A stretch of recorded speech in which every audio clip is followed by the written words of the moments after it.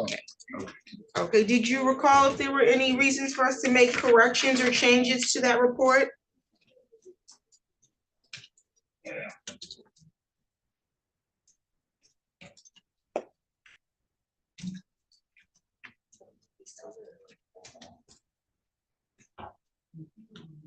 He's not there. We lost him.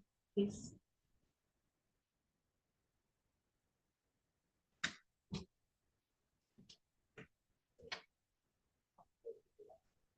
Okay, we'll call that case when he logs back in, if he logs back in. John Greathouse. His attorney's not here. Oh, he's not here scheduled tonight. It is 9:30. Yeah. That's Mr. Pickling. Okay.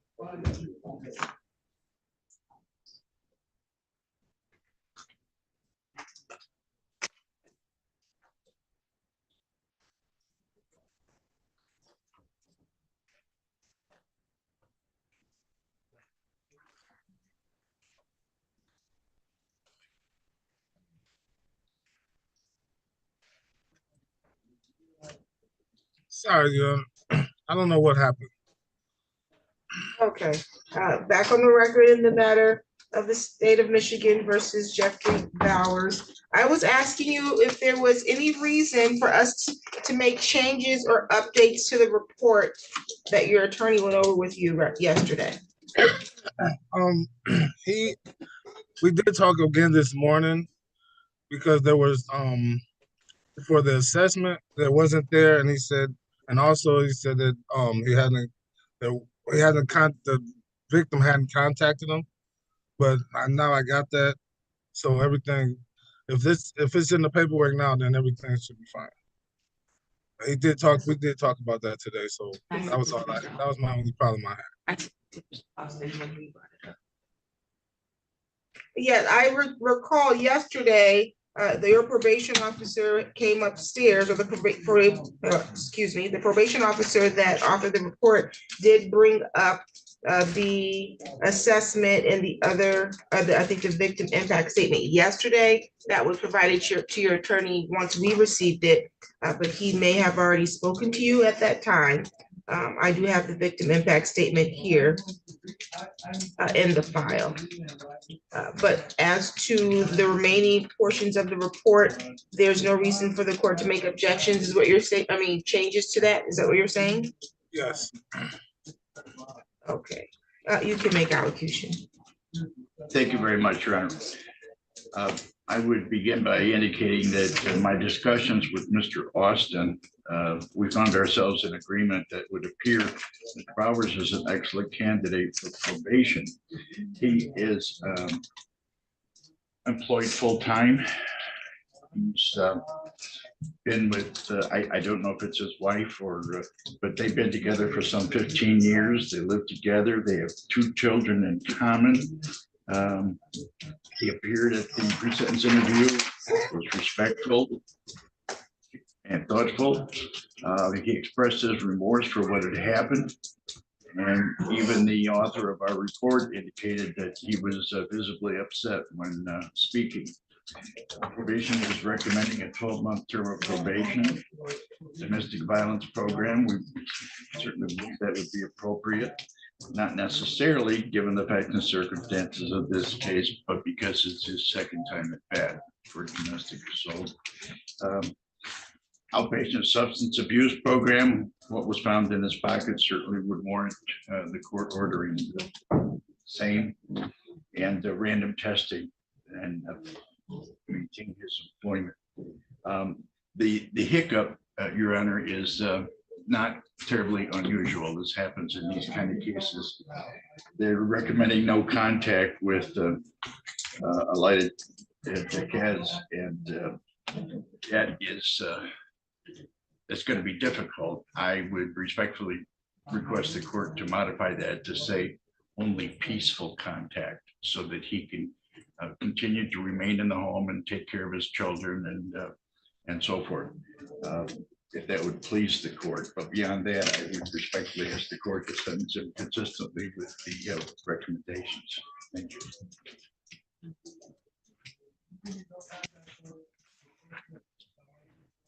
a victim present today, do we? We do, Your Honor. Oh, we do? Yes. Okay. She would like to give a victim impact statement. She can give a statement. Ma'am, you can come forward.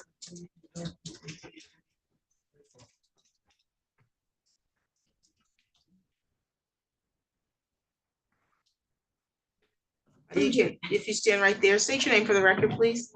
Checklist. Okay, you can give your statement. I just wanted to say that I think Can you speak up just because the record has to be able to hear you?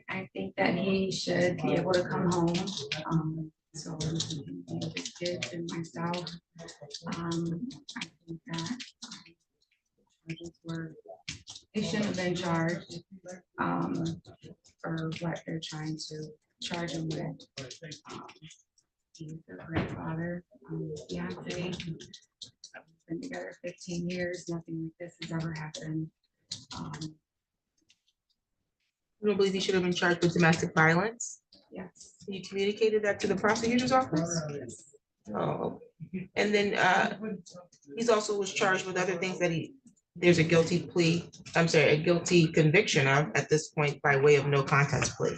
It wasn't just the domestic violence. You're aware of that? Right. Okay, Yes. but you're just talking about the domestic violence aspect. You don't believe that he assaulted you? Okay. I don't know why if that's the case by the prosecutor's office. And you didn't have a discussion about that beforehand? Yes. We did. I don't know. I sent him the letter and everything. I talked to the prosecutor over the phone about it. They were the ones who informed me to write a letter so that it could be given to you.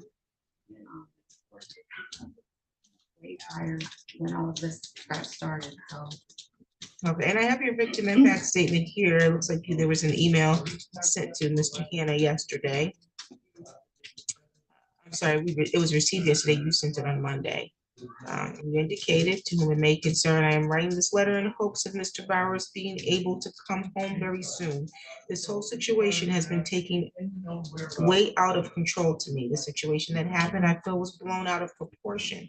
Mr. Bowers did not put his hands on me, and the scratch shown in the picture could have come from anywhere. I work in healthcare and I have been hit, kicked, scratched, spit on, and nothing like this has ever happened from PTS. What is that? PTS. Abusing me. Patient. Oh, okay, PTS abusing me. No one has ever been penalized for it. I feel it was taken out of context because alcohol had been involved. We were both intoxicated and had a misunderstanding. We hardly ever argued. Jeff is a wonderful father and a very hardworking man. He's been going through a lot lately with his health, and I think with all of this, he is getting stressed out because he also hasn't been able to work the way he would like. I was working a lot of overtime to try to provide both income for a while, and he didn't feel or like feeling like he was less of a man having to sit back and watch me working so hard, like he couldn't provide for his family. This was definitely been a lesson learned, but so unfair to our children. We all have suffered in so many ways. I don't know how this will help bring him home, but please let him come back home to our family. We miss him dearly. Is there any additional impact statement that you want to provide him?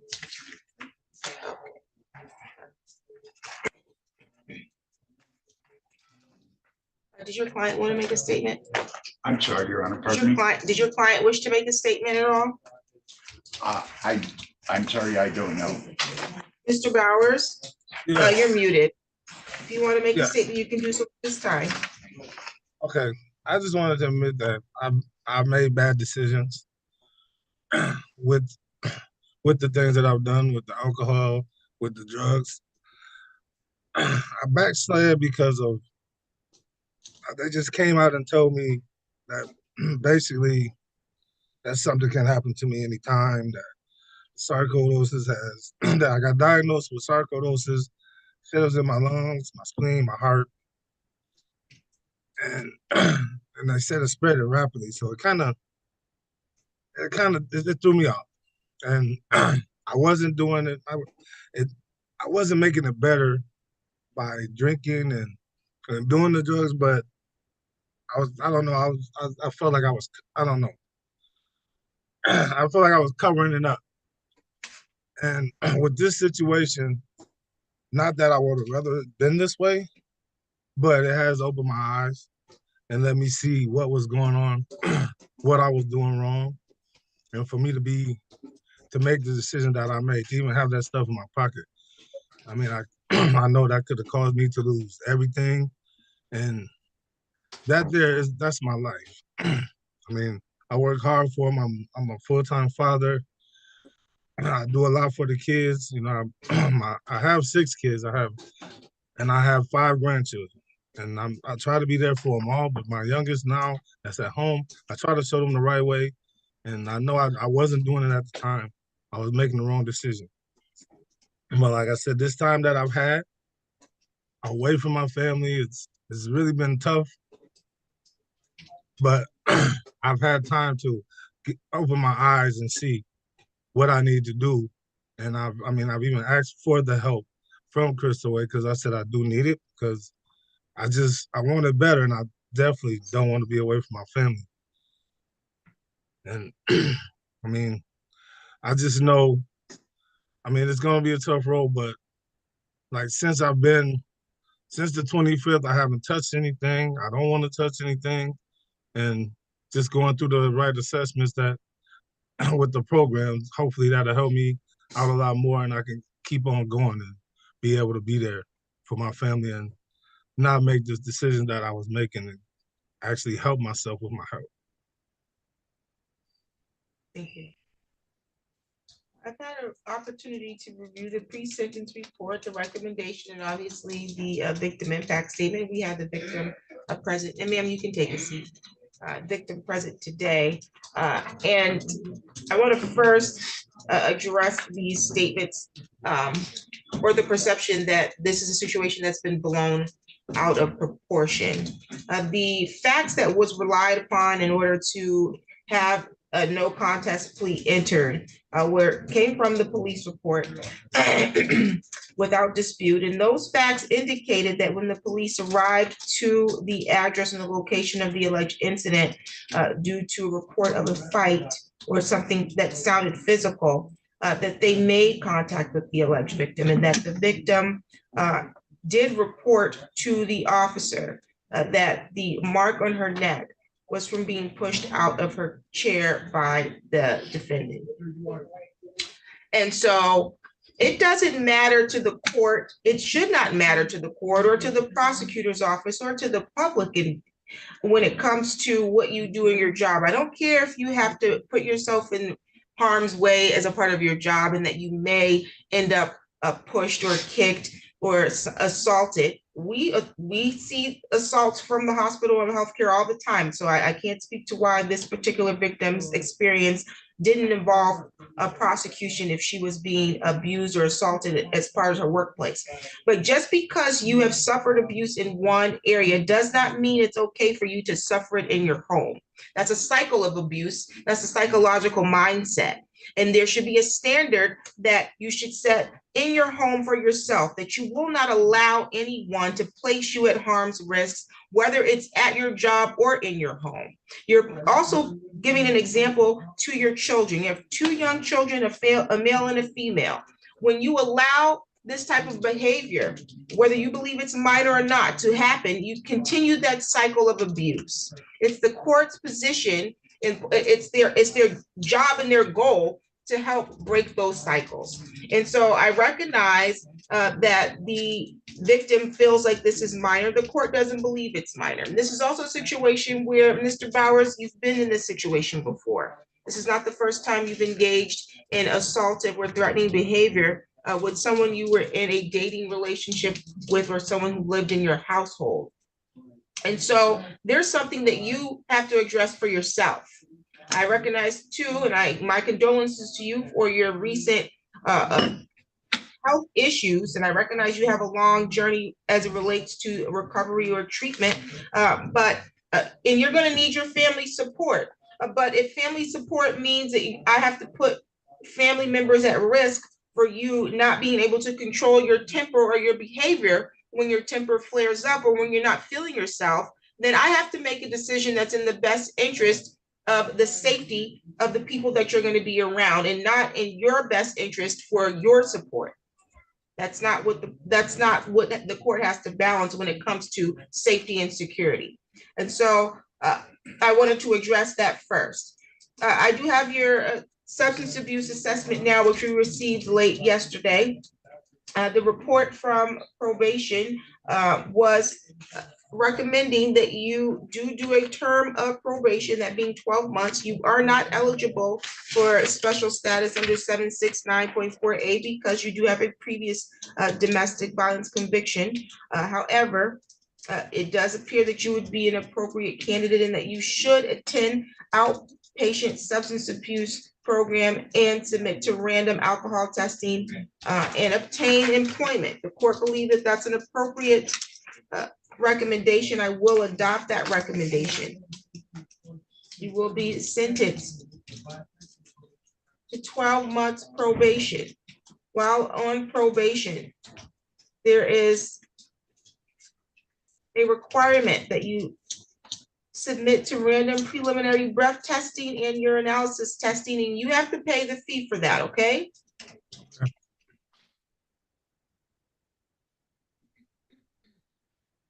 Robert, did you hear the court? Yes, I said, okay. Okay, Hello? thank you. Yep, I can hear you now. Okay, and then you also are not to use, purchase, or possess any alcohol, marijuana, or controlled substance unless you have a valid prescription. You're not to purchase a firearm, ammunition, or weapon of any kind. You're not to engage in any assaultive or threatening behavior.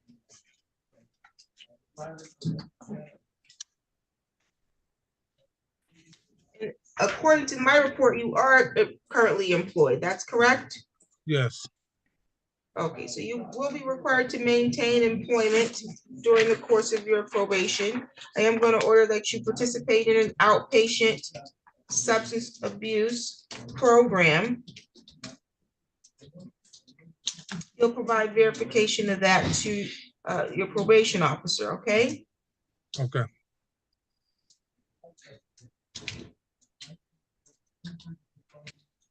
You're not to be at any bars or nightclubs while on probation.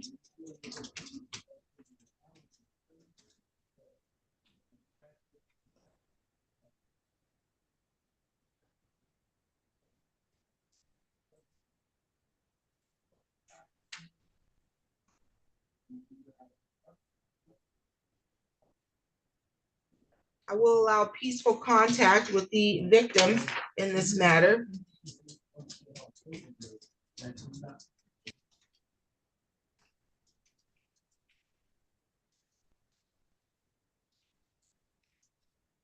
It's a $30 per month oversight fee that you're responsible for.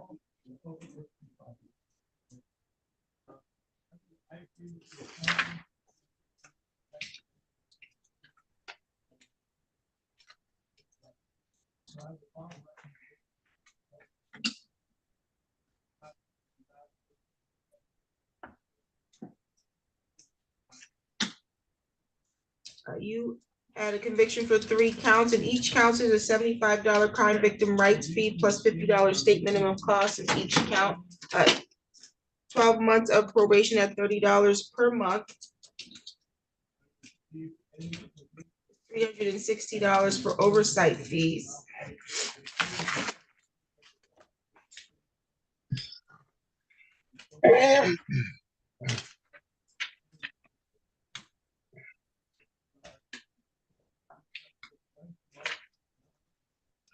I'll waive discretionary fines and costs.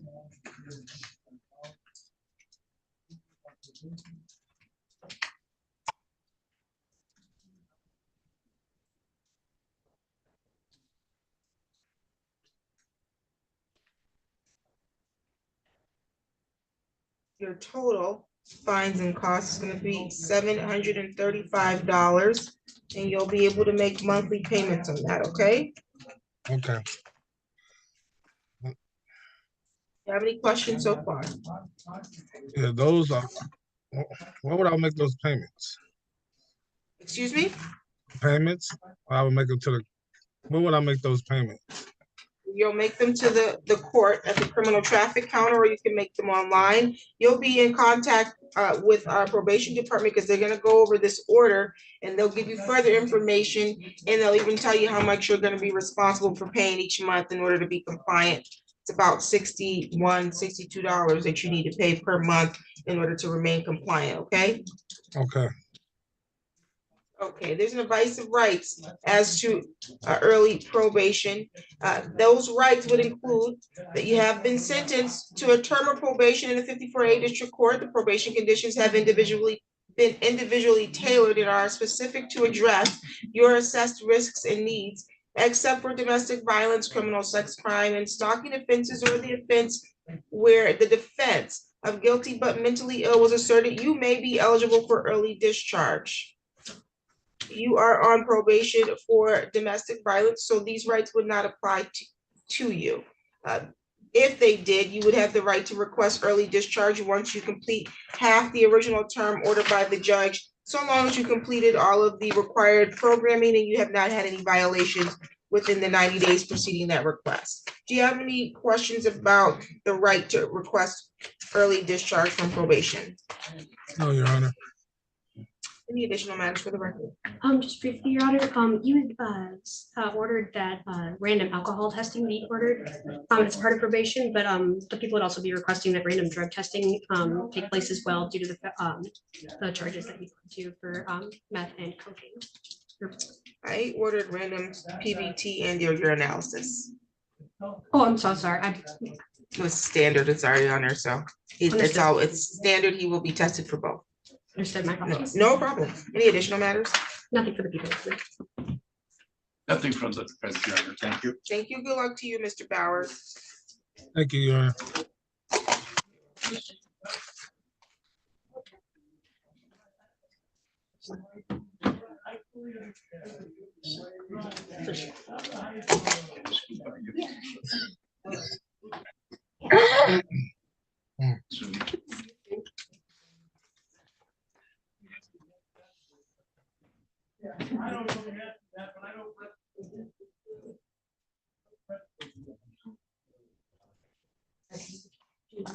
I think it's done.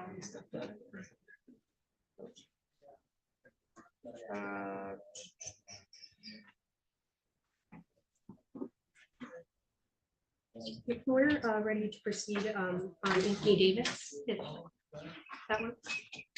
On the record, in the matter of the people of the state of Michigan versus Anthony Davis, file number 21-03352, counsel appearance. This is the prosecutor Paige Petrowski on behalf of the people. Good morning, Your Honor. Attorney John Abbott, the Public Defender's Office, representing Mr. Davis. He is standing to my right. Yes. Okay, Mr. Davis, how are you? I'm wonderful, Your Honor. How about yourself? I'm pretty good. Happy New Year. Same to you. Okay, today was the date and the time that was set for a preliminary examination. My understanding is that the necessary witnesses have failed to appear, and the people are moving to dismiss without prejudice, and there's an objection under MCL 764.26A to destruction of your arrest records. Do you understand that? Okay, do you have any questions about that? Okay, the case will be dismissed today. The people do have the right to reissue the charge against you. Can you give them a copy of that, please? To issue the charges against you within the statutory time frame if they would regain contact with the necessary witness, okay? Yes, Your Honor. Any additional matters for the record, counsel? Nothing for the people, thank you. Nothing from the defense. Thank you. Thank you, you're all set. Yes.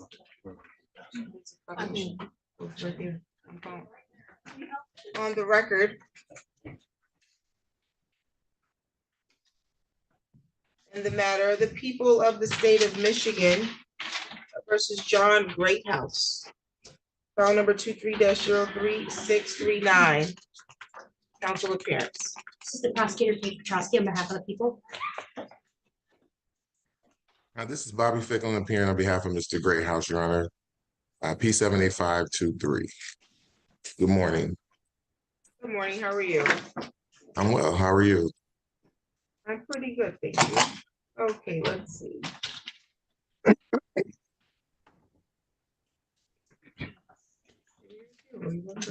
I'm not a waiver appearance. No, Did you file your appearance with the court, Mr. Pickling? Yes, I did, Your Honor. I filed it in person at the arraignment.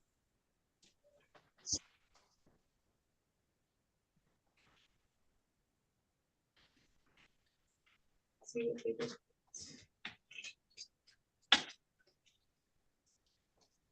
appearance is in the file. It's not in the system. Okay, they stuck it in the file, they just didn't put it in JIF, we'll make sure it gets updated. Today was the date and the time that was set for a preliminary examination. My understanding is that there is going to be a waiver of the timeline. That's correct, Your Honor. And why is that? Well, I received discovery on yesterday, and the discovery document was 625 pages. So I did contact the court and Ms. Petrosky to set the exam to at least to next week. And she had no objections to resetting the exam. Okay, and if you discuss with your client his right to have a preliminary examination within the 21 days of his arraignment? Yes, Your Honor.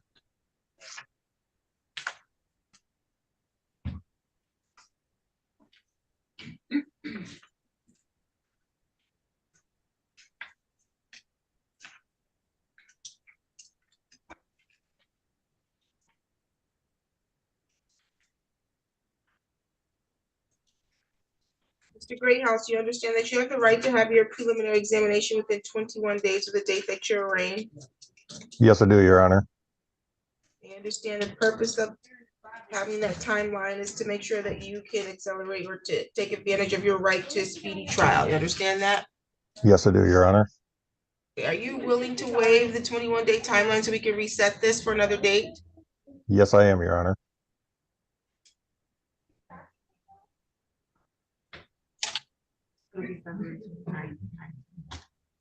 February 29th at 9:30 work for you, Mr. Fickling?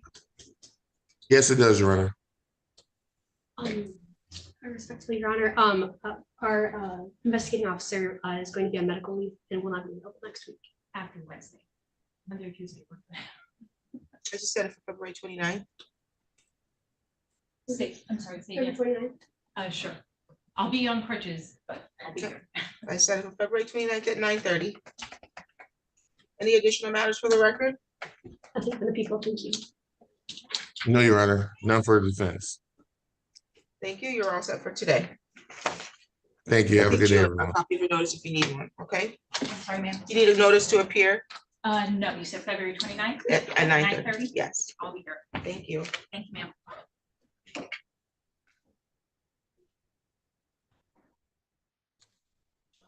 Attorneys in. You're free to log off, Mr. Greathouse.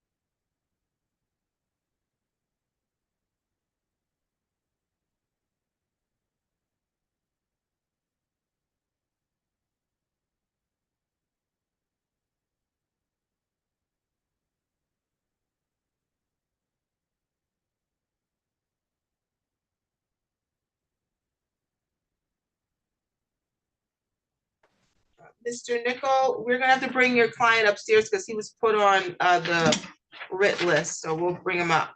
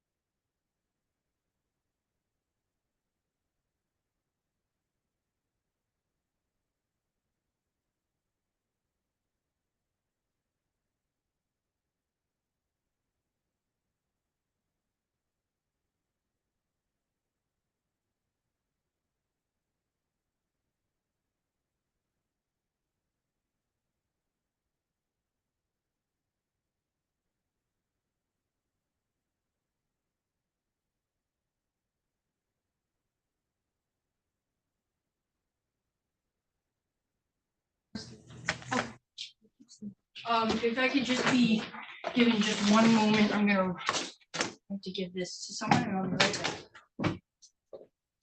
Sorry.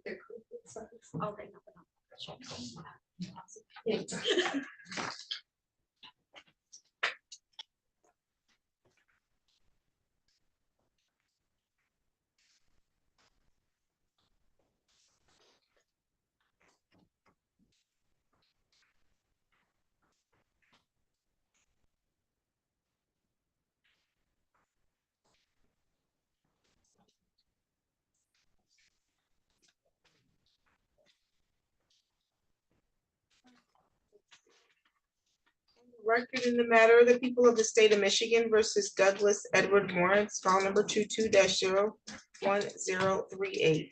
Council appearance. Assistant Prosecutor Paige Petrosky on behalf of the people. And Assistant Public Defender Sarah Donnelly on behalf of the defendant who is standing to my left, or to my right, I apologize. How are you, Mr. Morris? Good, how are you? I'm doing well, thank you. Okay, today was the date and the time that was set for preliminary examination. My understanding is that there is a plea offer. I have a plea sheet, sir. It says that the people are offering for you to plead guilty to an added count 2 of operating while intoxicated, a second offense, and that they will dismiss count 1 of operating while intoxicated, third offense. For a complete and accurate understanding of the plea offer. Yes, ma'am. Did you want to accept that offer? Yes, ma'am. Raise your right hand. Do you solemnly swear or affirm the testimony you're going to give us the truth and the whole truth under penalty of perjury? Yes, ma'am. You can put your hand down. I do have an advice of rights and plea information sheet. It has today's date on it. That's your signature, sir? Yes, ma'am. Did you read this document? Yes, I do. Understand the rights here? Yes, I do. You willing to give up each of these rights today? Yes, ma'am. You understand that you have the right to proceed to a jury trial? Yes, ma'am.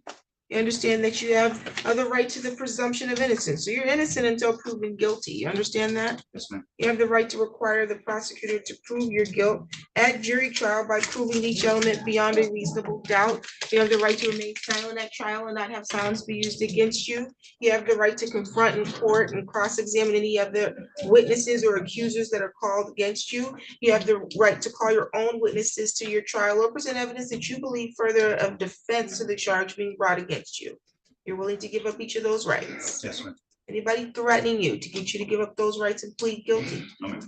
Has there been any promises that have been made to induce you to enter a guilty plea? No, ma'am. Are you currently on probation or on parole? No, ma'am. You understand that a guilty plea could result in a conviction that you may need to report to your current employer. Yes, ma'am. You also may need to report a conviction on a future job application if you plead guilty. Do you understand that? Yes, ma'am. And also, there could be impact on travel or immigration status if you enter a guilty plea on this. So you may not be able to travel to certain places that don't accept these types of convictions. You understand that? Yes, ma'am. As to the added count 2 of operating while intoxicated, second offense, how do you plead? Good. Are you pleading guilty because you believe you're guilty? Yes, ma'am. Factual basis? Thank you, Your Honor. Mr. Moritz, on February 26th of 2022, were you operating a vehicle upon a highway, that being South Martin Luther King Boulevard and West Kavanaugh Street in the city of Lansing, Ingham County, state of Michigan? Yes.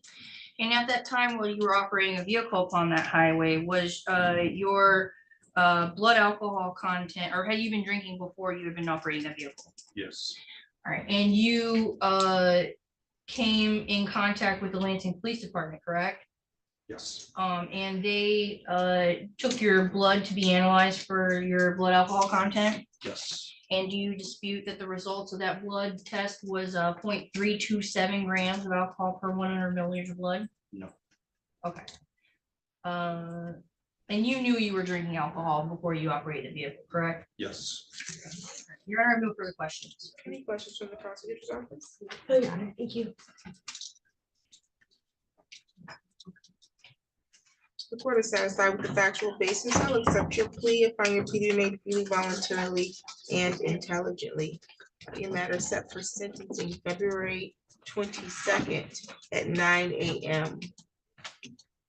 You leave here, you're gonna go downstairs 1 floor to the 5th floor, so that you can meet with our probation department, so they can prepare the court with a pre-sentence report and recommendation about how you are to be sentenced. I don't know if you've already undergone a recent substance abuse assessment, but you will be required to do so before sentencing, so that the probation department can use that in formulating their recommendation, okay? Do you have any questions today?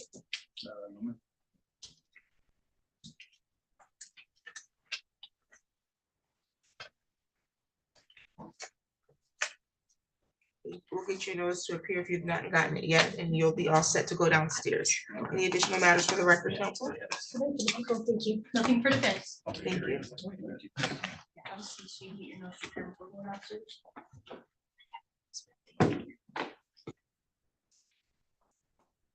Okay, and then we are running. Okay, now?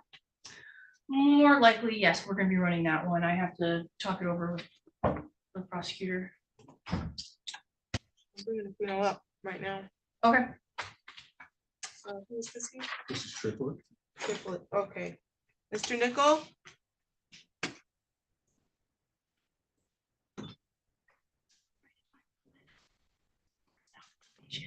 Oh, absolutely. Okay.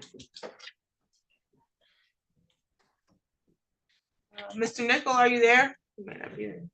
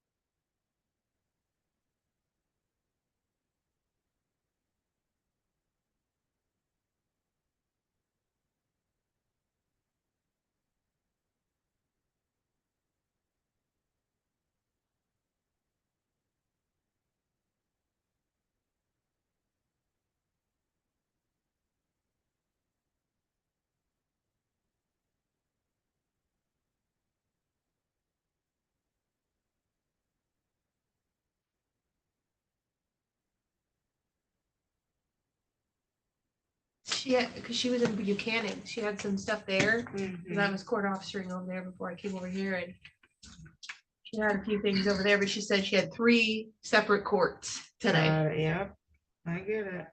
And then I saw Miss Wanji peek in, so I know she's in the building. I just have not seen Milk all day.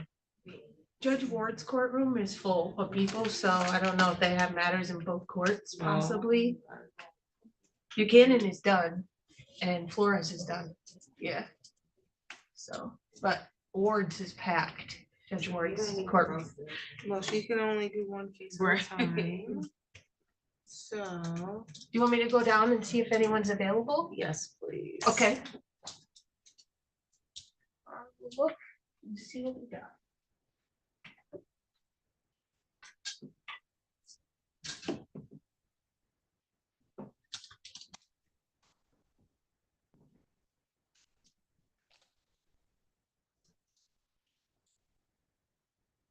So I can't speak for Ms. Donnelly, but Mr. Pfeiffer said he will be about 5 more minutes. He is in a circuit court Zoom hearing. Okay, yeah, he was right in there. Yeah.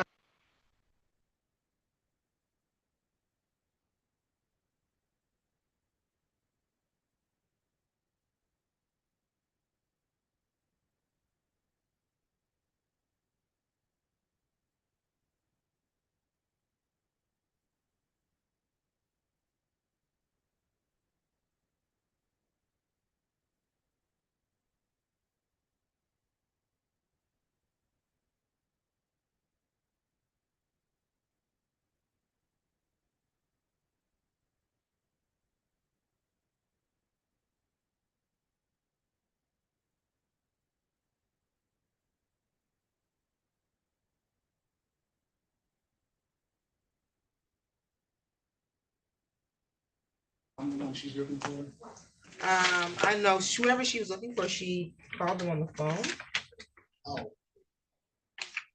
Speak to her today? Oh, okay, well, I guess she knows you're here. She's right in the hallway. I don't know if you saw her out there.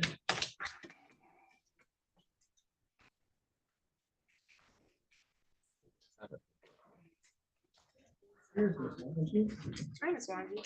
Good morning, Judge. Good. Happy New Year to you. Same to you. Thanks.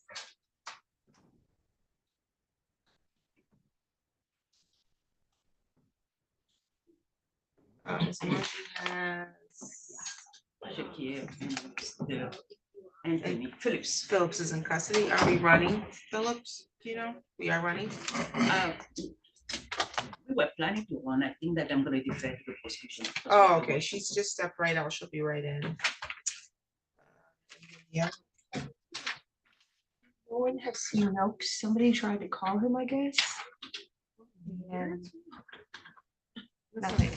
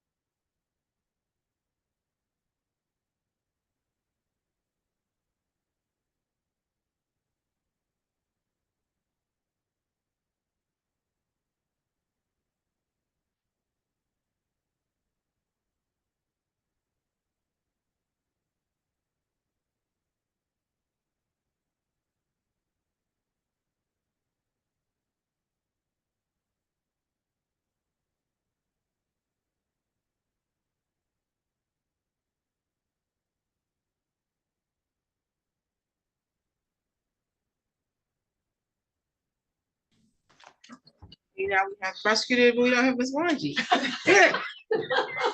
I'm so sorry. It's like herding cats around here today. It really is. Just on Thursdays and Fridays. And a little bit chaos, you know. or start the week, because it's been a short week, so. Yeah.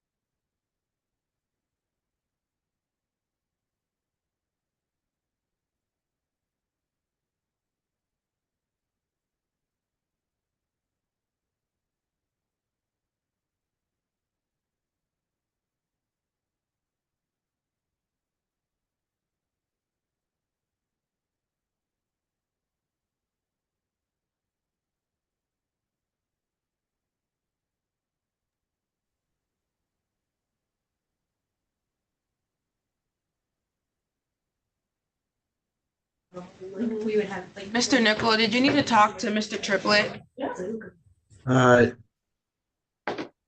No, we can conduct the PCC and get a new PE date, and then I can go out to the jail to visit him, I think tomorrow, to kind of Okay, fully explain what's going on. okay.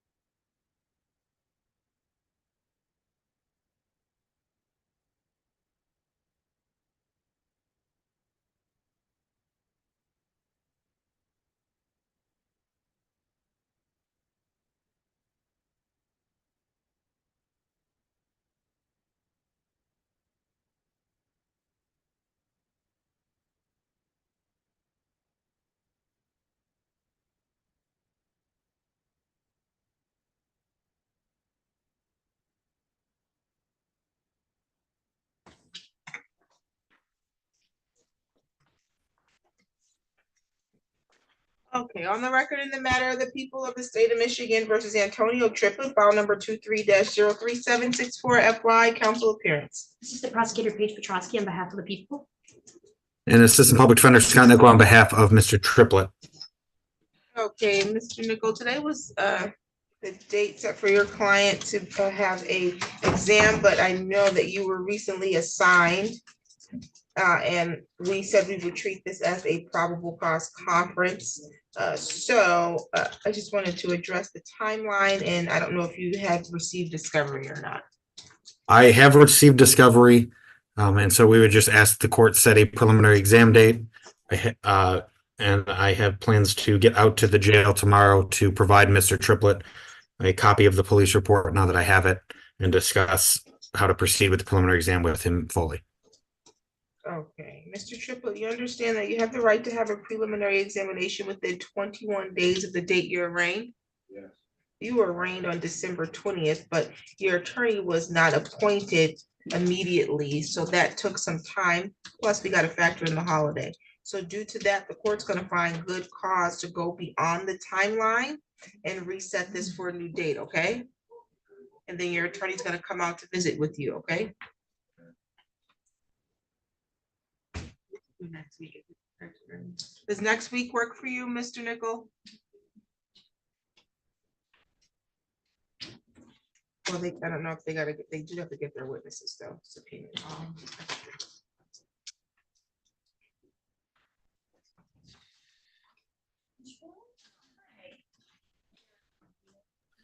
I could make next week work if the prosecutor can get subpoenas in time. It's probably not enough time, so we're gonna do another week.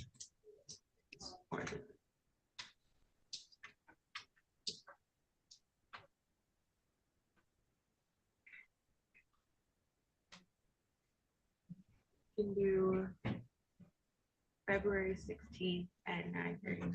February 16th at 9:30, okay for you? There's nothing in the remainder of January. There's nothing in there in January. Okay. I can make February 16th work. Any additional matters for today's record? Nothing for the people. Thank you, Your Honor. Nothing further, Your Honor. You're all set. Thank you. Thank you.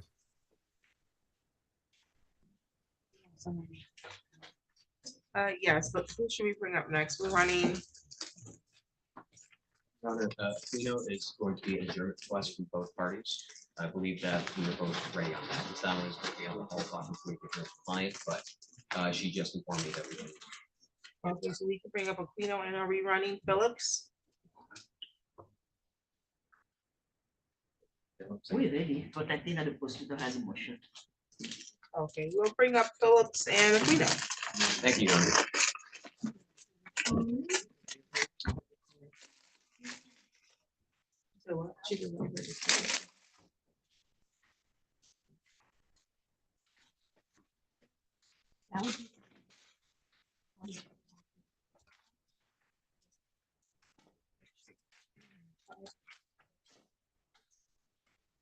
Okay, let's see.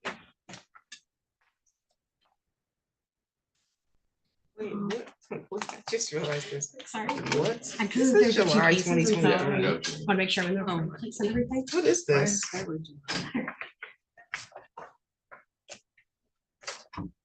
Were these like discounted or something? I'm confused. What is it every month? It started in July. What? And it only goes to June. What? Someone must have got a discount What on year? these. It started last July, Oh, wait a Okay. minute. 23. It goes to June of this year. That won't work. Oh. Let me take my old one back. At least I have this at the bottom. That goes So the into the offer web would calendar. be Commissioners Tab 1 and 2. Okay, on the record, I have in the second. matter of the people of the state of Michigan versus Destiny Johnson, file number 23-02906 FY, council appearance. Assistant Prosecutor Paige Petrosky on behalf of the people. May it please the court, David B. Carter Jr. on behalf of Destiny Johnson, who is present and standing at council table. How are you, Ms. Johnson? I'm doing well, thank you. Today was the date and the time that was set for a preliminary examination. Counts of delivery, manufacturing of the drug. How are we proceeding on these? Thank you, Your Honor. Your Honor, there's been an offer extended to my client to participate in the drug court. Based on that, we're going to waive our preliminary examination and proceed up to circuit court, where she will be screened and hopefully admitted into the drug court program under further negotiation. That's an accurate statement. People would also be waiving our preliminary examination and ask that the case be bound over as charged to the circuit court. Thank you. Okay, and then Ms. Johnson, you understand that you have the right to have a preliminary examination in the district court?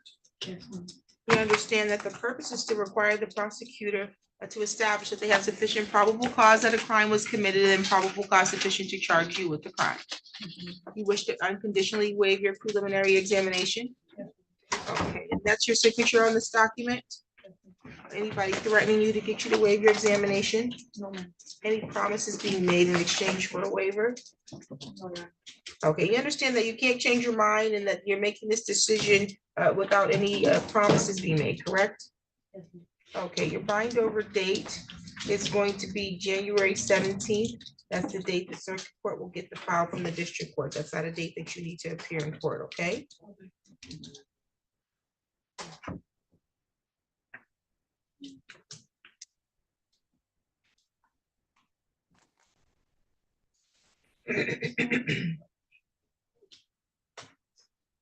Your next court date will be a pretrial. Mr. Carter will be made aware of that date. What's your address?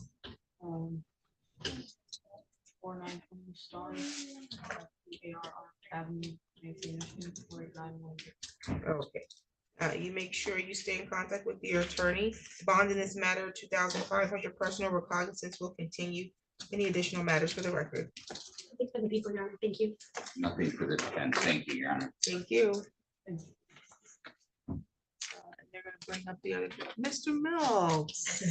Welcome to court in 2024. Thank you, Your Honor. I assume you realize what my. Well, I was looking for you. I said, hey, where's Mr. Mills? I don't see him.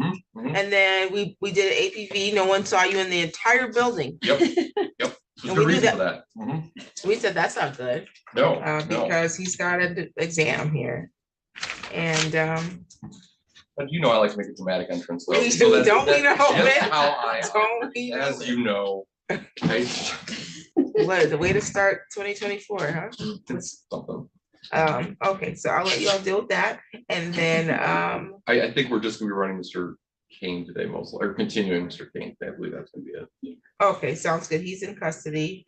And then Bozeman is gonna be reset. Both I've got here, we're talking about that right now. I think we're gonna come to a resolution. Oh, okay, sounds good.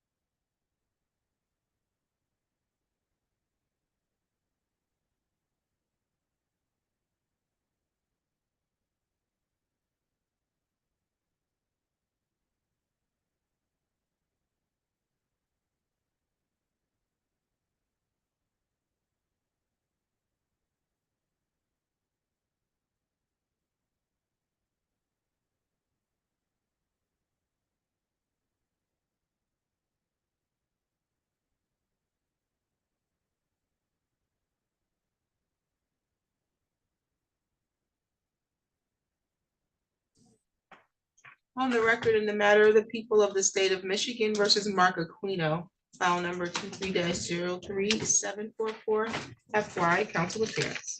Morning, Your Honor. Assistant Prosecuting Attorney Adam Pfeiffer on behalf of the people. Assistant Public Defender Sarah Donnelly on behalf of defendant Mark Aquino, who is present and sitting to my right. How are you, Mr. Aquino?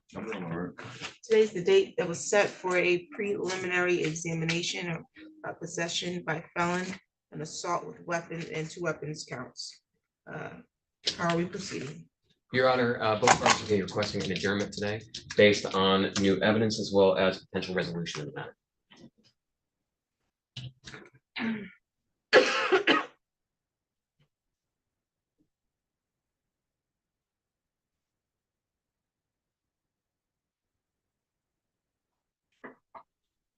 Ms. Donald, Yes, Your Honor, that's my understanding as well. you talk to your client about his right to have an examination within 21 days. Yes, Your Honor. Okay, and so, Mr. Aquino, you do have the right to have a preliminary examination within 21 days of the date that you're arraigned. You were arraigned on December 20th. And so, in order to adjourn this matter, I would have to go beyond that timeline to reset it. Are you willing to waive the 21-day timeline? Yes, ma'am. Anybody threatening you to get you to do that? No, ma'am. February 22nd at 10. February 22nd at 10 a.m. Do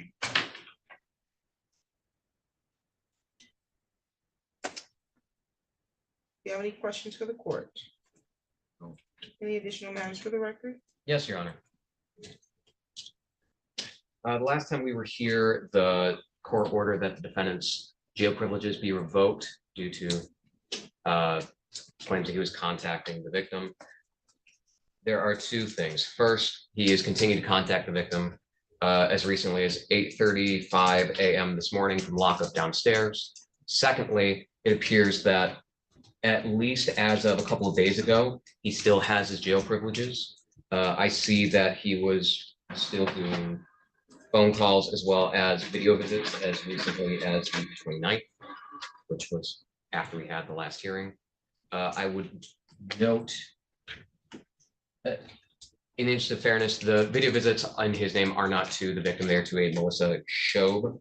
I don't know how to pronounce that. But given the fact that he has worked to try and evade detection, we believe that if he is given an opportunity, he will take it. I also have another phone number to block from the chat. Okay. Your Honor, it's my understanding from Mr. Aquino that his phone privileges were revoked. It's somewhat confusing how the jail handles this, but from what I've been able to tease, his phone privileges have been revoked, which means he can't even make a kite to medical if he needed medical attention.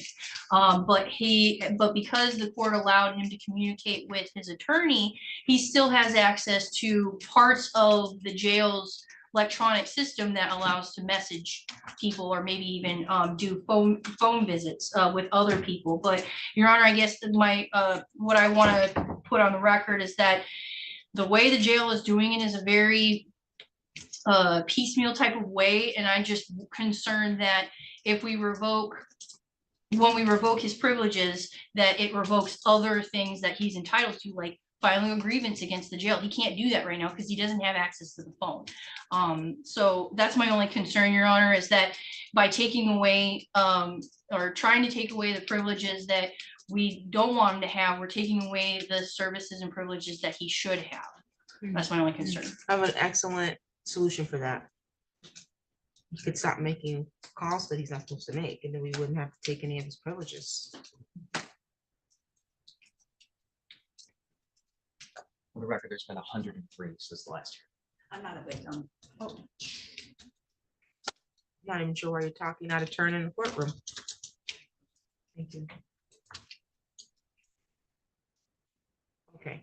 Have you been able to confirm if his calls were blocked? I'm trying to pull them up now, but of course, this is the moment where their website is having difficulties in pulling them up. I know that he was still making phone calls as of the 2nd. I know he was still able to reach out to commissary because they're able to still reach out to commissary. I see that he sent e-messages to someone who wasn't Miss Donnelly also on the 2nd, and that he was making video visits through the 29th. It's really mind-boggling to me that everyone at this point in Ingham County Jail should know that Mr. Pfeiffer is going to listen to and watch this stuff.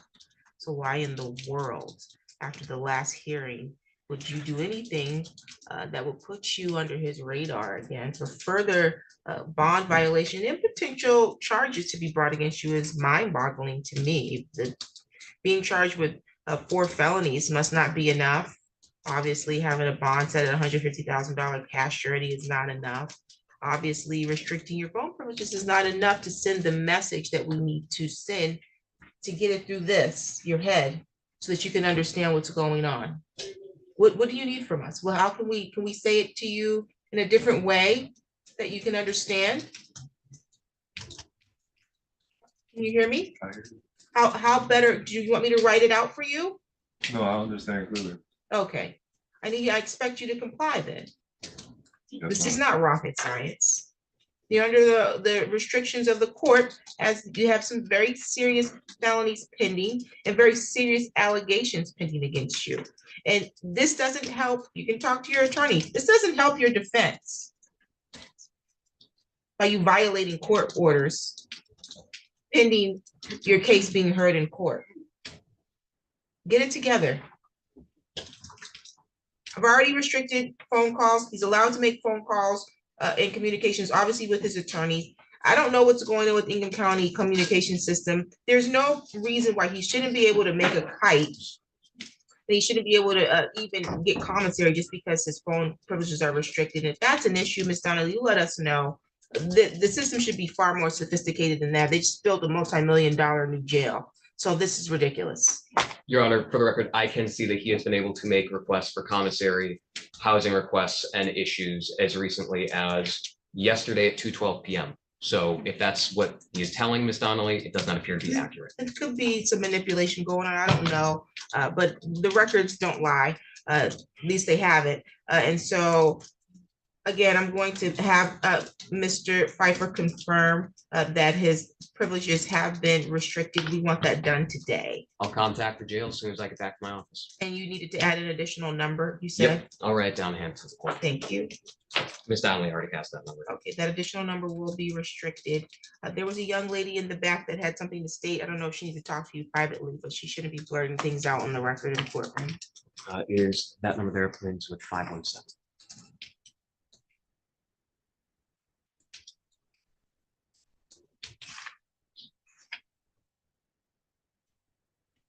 This one here. Don't tell me.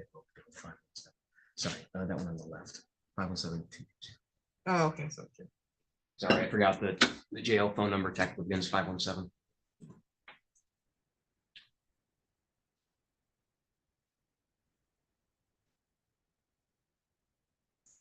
Okay, thank you. Thank you, Your Honor. No problem. Any additional matters for today's session? Not from the people, Your Honor. Not for defense. Okay, and we should bring up who next? Phillips?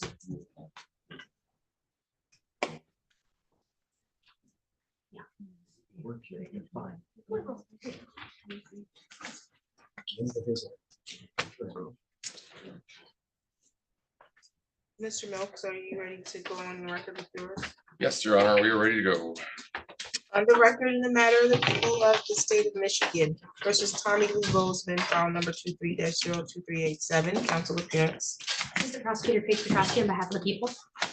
And good morning, Your Honor. Steve Milks on behalf of Mr. Bozeman. I'm finally here on both files 2905 and 23.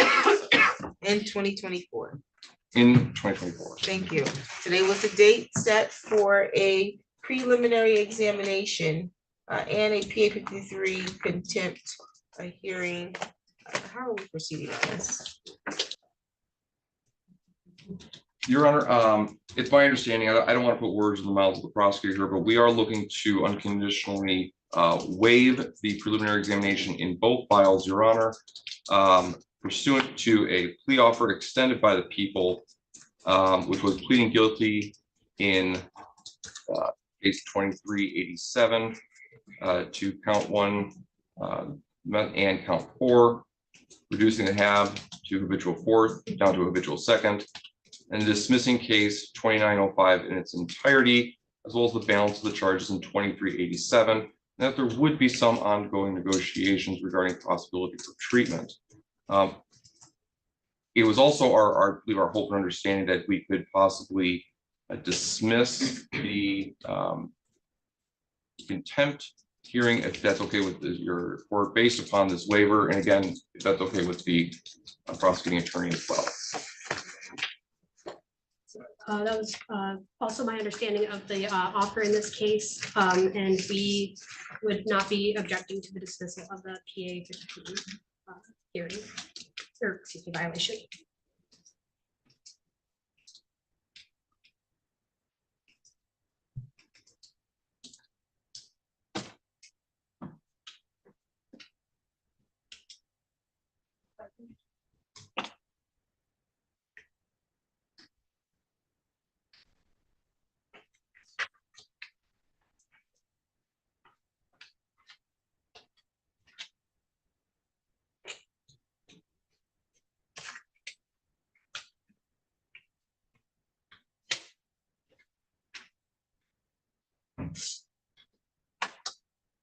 Excuse me, and if defendant were to waive, the people would also unconditionally waive our preliminary examination and ask the case be bound over to circuit court. Thank you. No worries. I was just reviewing to see what the bond violation was because it's so old. The bond violation was essentially not to commit a crime while released, which it's not been convicted of anything, so we wouldn't be able to meaningfully proceed on that anyway. So that would be dismissed if waived. And so that's how you want to proceed today? You understand that you have the right to have preliminary examination in each of these files and that you have the right to require the prosecutor to put forth sufficient evidence to establish probable cause that a crime was committed in each file that it contains a felony and probable cause to charge you with those felonies. You understand that? Yeah.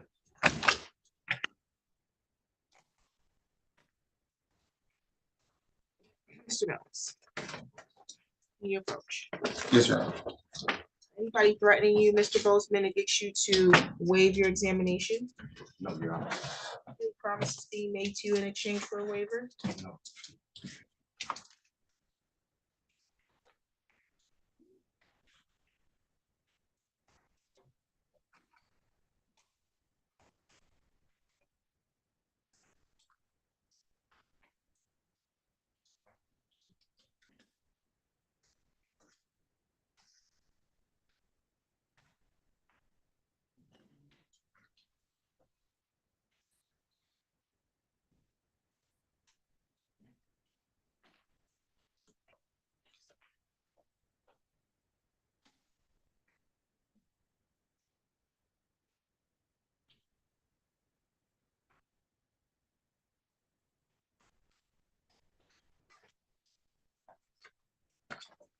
Thank you. Thank you. Thank you.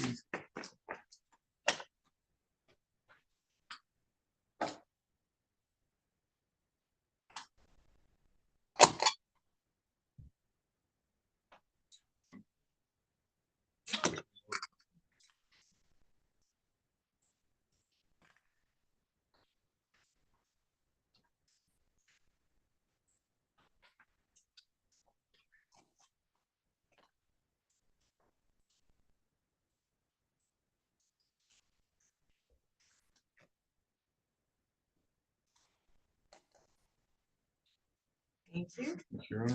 Find your waiver to be freely and voluntarily made. Your bind over date is going to be January 17th. So that's the date the circuit court gets a file from the district court, okay? You do not have a court appearance on that date, all right? 17.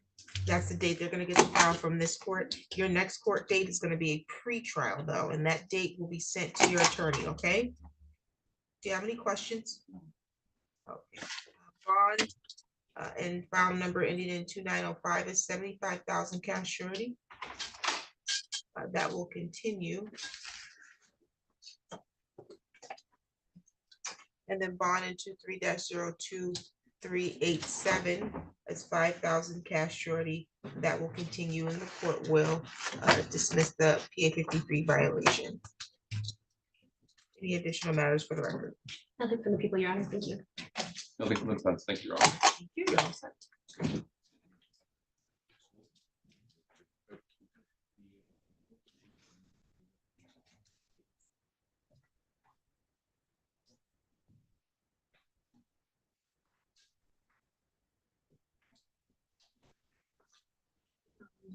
Mr. Bowers said they're come off the sentencing.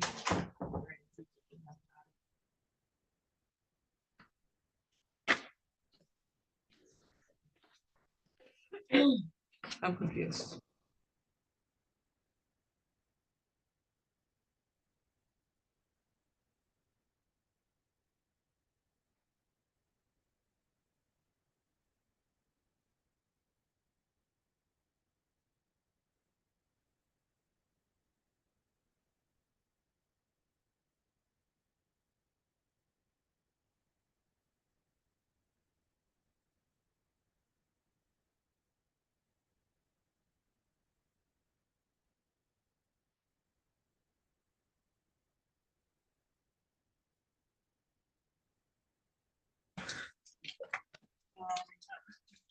Mr. Phillips? Okay, on the record in the matter of the people of the state of Michigan versus Donald Ray Phillips, file number 23-03148, council appearance. Prosecutor Paige Petrosky on behalf of the people. Morning, Your Honor. May I get the launch for Mr. Phillips? Who sitting at the council table? Today's the date and the time that's set for preliminary examination. One count of controlled substance possession, habitual offender, second offense notice. Are we proceeding to exam? Your Honor, the people be asking for a good cause adjournment due to our reporting officer, Officer Jamil Bakri. He has his daughter has a medical appointment. He was unable to reschedule, so he's unable to be here today. It's fine.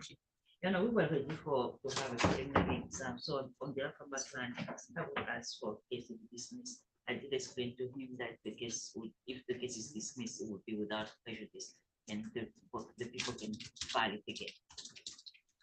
I'm inclined to believe that they are going to file this before he can make it back to the Ingham County Jail if this is dismissed. So it's not in the interest of judicial economy to dismiss it based on the reasons provided by the prosecutor, which is that the officer had a family medical issue that he needed to attend to.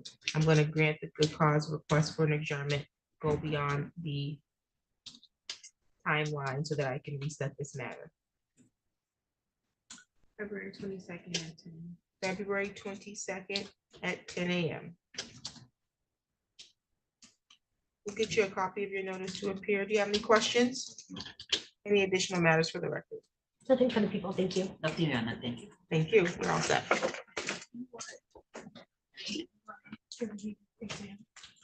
Yes, we gotta finish Kane, but did Ms. Donnelly? She didn't come back up after But she has a guy back here. the queen.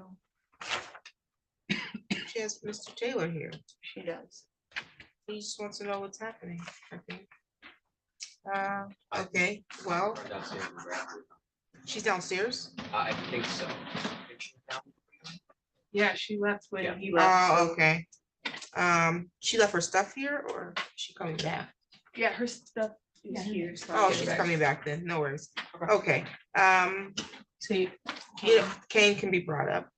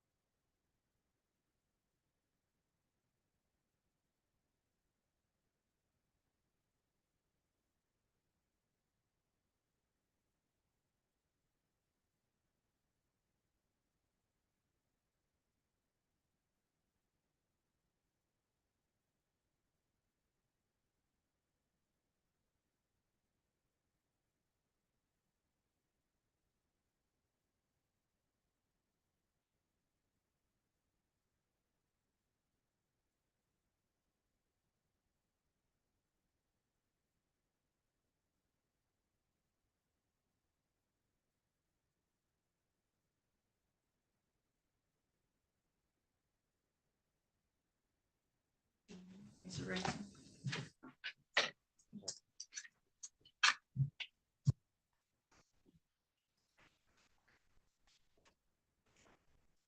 the record, in the matter of the people of the state of Michigan versus Anthony Taylor, file number 21-03078, council appearance. Mr. Prosecutor Paige Petrosky on behalf of the people. And Assistant Public Defender Sarah Donnelly on behalf of defendant Anthony Taylor, who is present and standing to my right. Okay, Mr. Taylor, last, it's your turn. Okay. Okay, I have a plea sheet here. Says that there was an offer extended to you for you to plead guilty to an added count 2 of attempting, resisting, obstructing a police officer, that the people will dismiss count 1 of fleeing and eluding 4th degree. That's a complete and accurate understanding of the offer. That's correct. Yes. And that's what you understand your offer to be? Yes, You want to accept that offer? I do. Please raise your right hand. You solemnly swear or affirm the testimony you're going to give is the truth and the whole truth under penalty of perjury. I do. And you can put your hand down. Okay. You have the right in this matter to proceed to a trial. You have the right to a jury trial. You have the right to the presumption of innocence at your trial. You're innocent until proven guilty. You have the right to require the prosecutor to prove your guilt by proving each element of the charge being brought against you beyond a reasonable doubt. You have the right to remain silent at trial and not have silence be used against you. You have the right to confront in court and cross-examine any of your accusers or any witnesses called to testify at your trial. And you have the right to call your own witnesses to testify at on your own behalf or present evidence at trial that you believe further a defense to the charge of fleeing a vehicle. You understand that? I do. Have an advice of rights and plea information sheet. There's a signature. Is that your signature? It is. And so you understand the rights that we just went over, which are the rights that's listed here. I do. You want to give up each of these rights? I do. Has anybody made a threat to you to get you to want to waive your rights and plead guilty? No. Anybody promising you anything in exchange for a guilty plea? Are you currently on probation or parole? No. I understand that a guilty plea could result in a conviction that you may need to put down on a job application, or you may need to report a conviction to your current employer. You also understand that the conviction could result in impact to any travel or immigration status that you might be seeking. As to the added count 2 of attempt resisting, obstructing a police officer, how do you plead? Guilty. Are you pleading guilty because you believe you're guilty? Factual basis, counsel. Thank you, Your Honor. All right, on July 20th of 2021, Mr. Taylor, were you at Richwood near Orchards Court in the city of Lansing, Ingham County, state of Michigan? I was. At that time, you were operating a motor vehicle, correct? Yes. All right, and you were in an apartment complex parking lot, correct? Yes. When Michigan State Trooper initiated a traffic stop? Yes. All right, and did he, when you got out of, when he tried to initiate a traffic stop and you got out of your car, right? Yes. And did Trooper Golden tell you to get back into the car? Usually, yes. And you knew he was a state trooper by his uniform in the vehicle, right? Yes. And whether was he using? Do you remember if he was calling using sirens or lights on his vehicle? No sound or lights. Okay, but he did direct you to return to your vehicle, correct? Yes. And you didn't do that, correct? No. Okay, and at that time you actually ran from the traffic stop, correct? All right, and then Trooper Golden, he was able to catch up and arrest you? In the building, yes. All right, Your Honor, I have no further questions. He was in a police vehicle? It was. He just didn't, you said activate his lights or sirens? No lights or sirens. No. So what, but you knew he was trying to pull you over? I seen him in my rearview mirror, but I didn't see any lights or signs or hear no sirens. So I kept going, and then when I absolutely knew I was the one he was behind me at the time, I was already at my apartment. What's the attempt to resist obstruct then, or even the fleeing and eluding? I don't have a factual basis.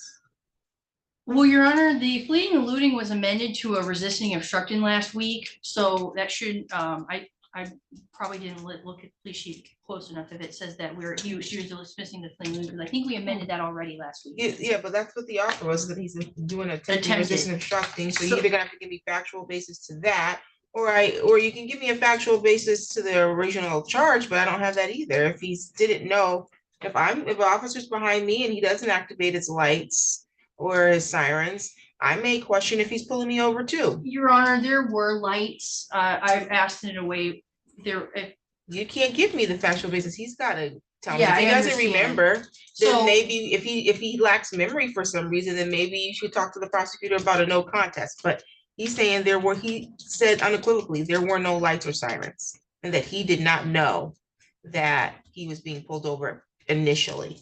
And then once he was certain he was being pulled over, he stopped, he said. okay, so. Sounds like a law-abiding citizen, All right. based on that statement. Your Honor, I'll just continue asking questions then. So it was your apartment complex that you lived at that you were pulling into? Yes. Okay, and were driving that a vehicle without a plate, correct? I was. Okay, you knew that the car didn't have a plate? I should have found my first mind, but yes. Okay, so. Should have what? I was going around the corner to get a cigarette. Oh, but that was the question. The question was, you knew that it didn't have, Yes, okay, yes. thank you. All right, and so, so when you pulled up to park at your apartment, did you, or before you parked at your apartment, did you notice the Michigan State Police vehicle behind you? I did. Okay, and so when you pulled in, when you stopped and got out of the vehicle, Trooper Golden he stopped and got out of his vehicle, correct? All right, and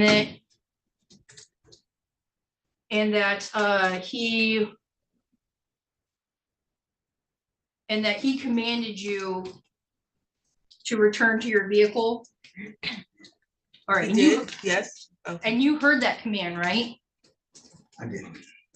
All right, and you did not follow that command, right? And you're not disputing that it was a lawful command, correct? Okay, very good. Any additional factual basis? No, Your Honor. The court is satisfied with the factual basis. I'll accept your plea, find your plea made freely, voluntarily, and intelligently. The matter will be set for sentencing February 22nd at 9 a.m. When you leave here, sir, you need to go down to the 5th floor so you can check in with probation. They can get you set up for pre-sentence interview, okay?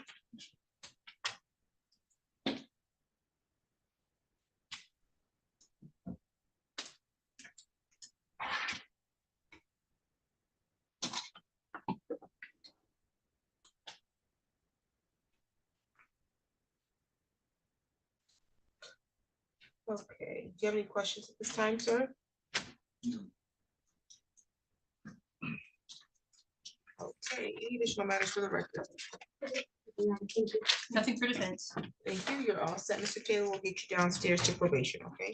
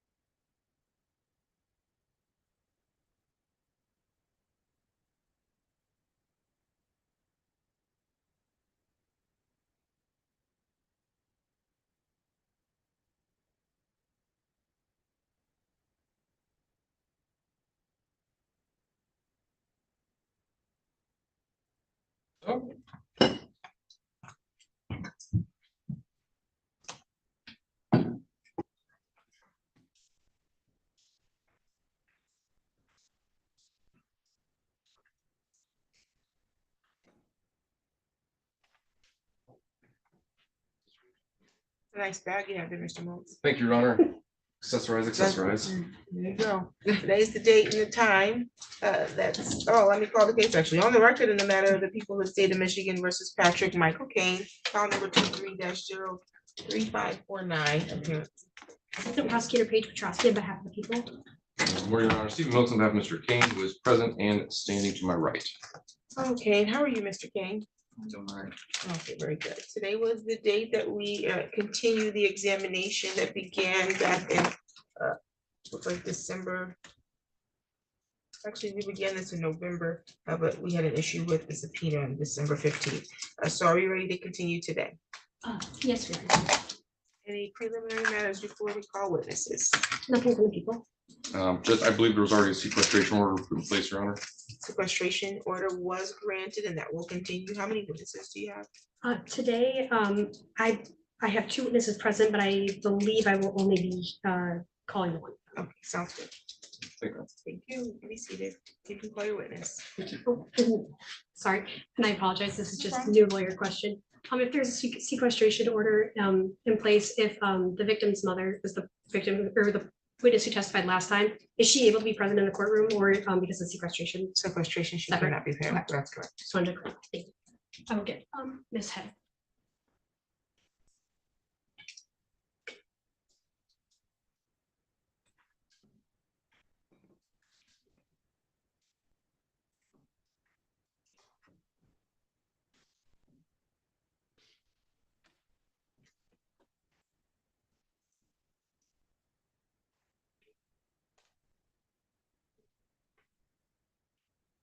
Yes. I know the. Oh, but when you say that he has to come because of the 50. Or should he?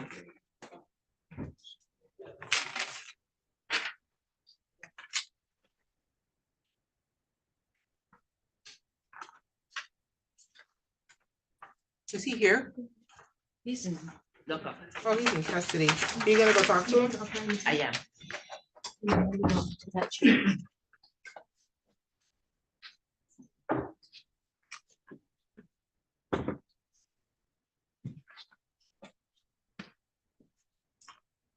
Give me just a minute.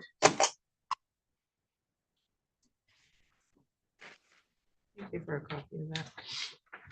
Copy, take it to him. Yeah, we needed a witness for that, so. Yes. And the witness didn't wasn't present for that. Yeah, but she doesn't have to be here for the show cause, though. But yeah. Oh, I was talking to Ms. Nash. Yeah, the show cause was for a city man. We'll bring him up later for that.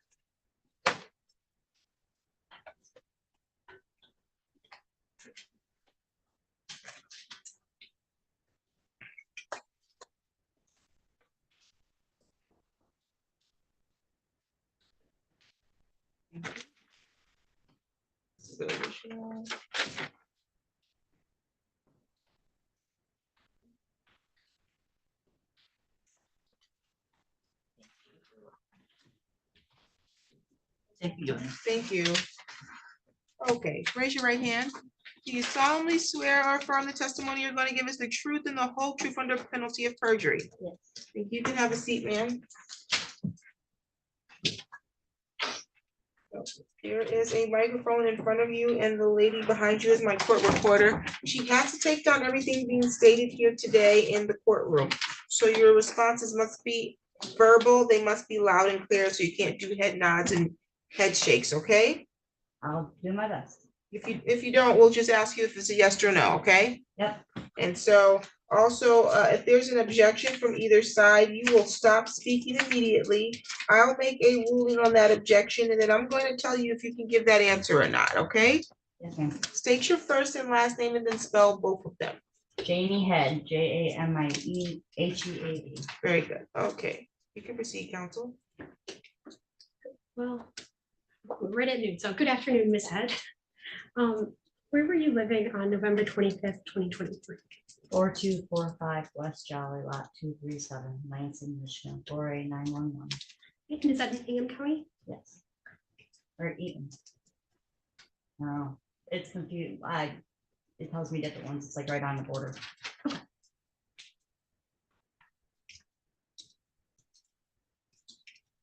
Google said Eaton. All right. Do you own that property? I paid monthly mortgage. I pay own, yes. Mortgage, Are you allowed to be in that residence? yes.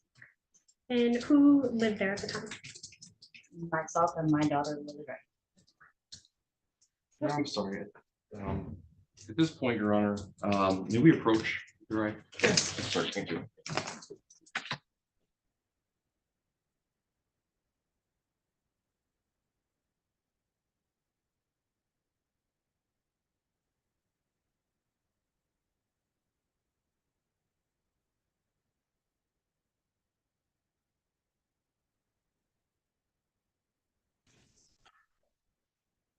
I guess just, thank you, Your Honor. I know we just approached, perhaps clearing up potential jurisdiction issues before we move any further might be prudent to see whether or not we need to go forward any more with this case. Obviously, I'm not trying to tell the prosecutor what to do at this point, but purposes of efficiency and economy here, I think that might just be. Yeah, that's no problem. I was gonna ask the question if you didn't ask anyway, so I'll let her continue, but she can follow up with jurisdictional questions. Thank you.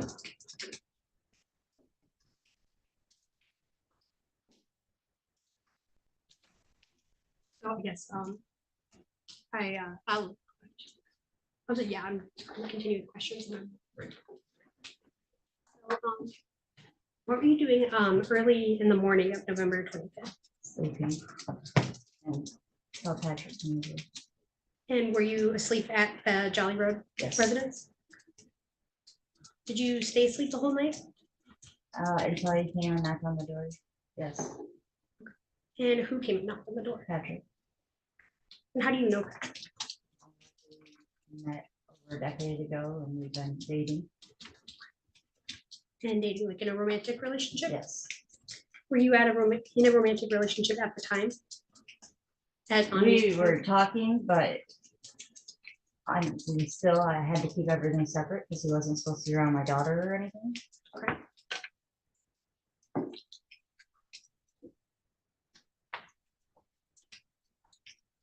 And why wasn't he supposed to be around your daughter? Because he has a record. What kind of record? Objection, Your Honor. This is getting another act at this point. It's been properly introduced. Okay, did you want to respond to the objection as to why this information should come in?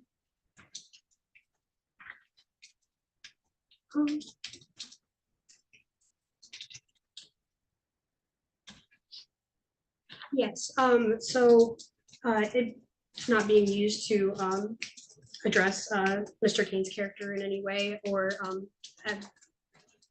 state that he has any sort of propensity for any sort of acts towards Ms. Head because of any sort of outside conduct. Instead, it's laying a foundation for future identification and conversations that took place between Ms. Head and law enforcement. Okay, and the question was why he wasn't allowed to be there or be at that property? Contacted brother. Or was there no? There was not a no contact. Okay.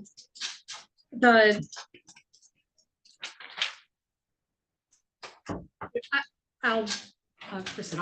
You retract the question. Okay, sounds good. You don't need to answer that.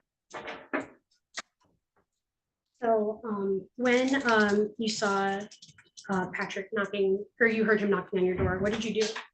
I wasn't fully awake. I opened the door up and let him in because I woke up from sleep to a pounding on the door. I thought it was a wellness check or who knows. So when you said you thought it was a wellness check, did you know who he was?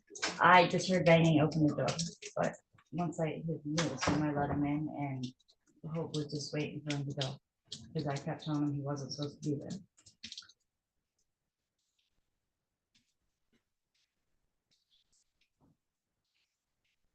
Did you want him to be in your home at that time? No. And why not? Because he's not allowed in my home. I'll leave my daughter. And he doesn't live there? No. He was living there when I lived in my apartment, and then he went to jail. And when he went to jail, I had to. Objection, Your Honor, I'm sorry, this is again calling for other acts. Okay, I think And we could it's- probably move on. We know he wasn't there. I don't know why this information would really be germane to the charges there. There's nothing that suggests that this is the issue involving a breaking or entering or anything of that nature. So I'm not sure why we need this information.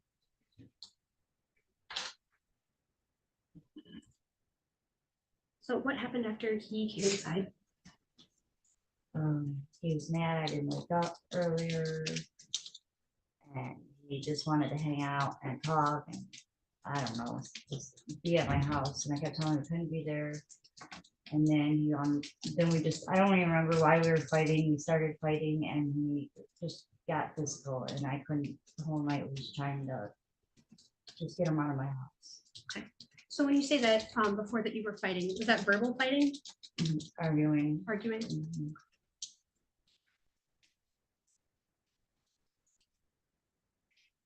Were you the only person who was present in the residence besides Mr.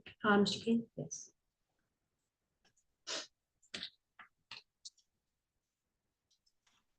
How did Mr. King react when you asked him to leave?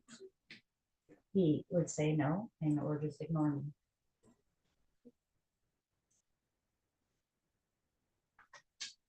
So while he's present in your house or in your home, what happened next? After you were arguing? We were arguing, he grabbed me, threw me around a little bit, he got my lip busted. I went bruises on my back, stuff being thrown into the house and the wall and. Okay, so I'm gonna slow down. We're gonna go through that bit by bit. Oh, no. Oh, I'm sorry. So when you say he was throwing you around, where was he touching you? Like grabbing me by my arms. Did you want him to do that? No. And what did he do once he grabbed you by your arms? Stopped me. And then you said that he had split your lip. How did that? Yes. Was that a yes or a no? Yes, ma'am. He kept covering my mouth so I couldn't breathe because my nose was so full, stuffed up that every time he covered my mouth, I couldn't breathe and I thought I was dying. And that made my dentures cut into my lip and split my lip open. I believe the cop has pictures of the cut that went across my whole lip. Yeah. I was gonna do this later, but so I have a couple pictures. So you actually no, I'm gonna. So when you said that he put his hands over your mouth and nose. Just my mouth. I have really terrible sinuses. I can't breathe out of my nose, and I told him that I couldn't breathe out of my nose. So as soon as he covered my mouth, I just kind of flipped because I can't breathe, and it was trying to live. Yeah. Do you remember where? Actually, how did your body feel when he was covering your mouth? Like I was dying. And were you able to take as deep a breaths as you wanted? No, it was very hard to get breath in. And how did you react to him covering your mouth? I kicked, screamed, scratched his eyes, and just did everything I can to get him back off me. Did that work?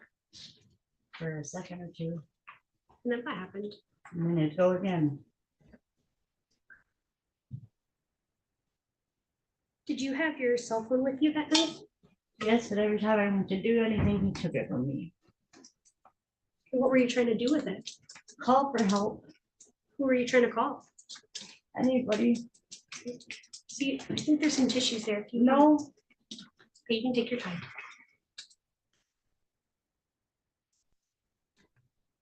You said call for help? Mm-hmm. Yes, ma'am. What happened when you tried to call for help? He would take my phone away from me. And I'm sorry, I might have missed what you said. Who, when you were calling for help, who was help to you? I tried to call anybody. I tried to call 911, he got the phone away from me. finally my mother called and I yelled at my phone to call the cops and it somehow erased, texted out and I hit the button before he got it. So she got that message. Okay. How many times do you think that Mr. Kane took your phone away from you? Were you 4 or 5? 4 or 5 times? And that was while you were trying to call someone? Mm-hmm. Did he know you were trying to call someone? Objection, Your Honor, calls for speculation. Yes, sorry. The objection is that it calls for speculation. Did you, yes, sorry. Did you tell or inform? Objection sustained. Thank you. Did you tell Mr. Kane in any who you were trying to call or what you were trying to do? He saw who I was trying to call and I told him. And I told him he needed to leave because he had to leave him. And he said he wanted to just resolve everything, but it started covering my mouth. It was just, that's too far.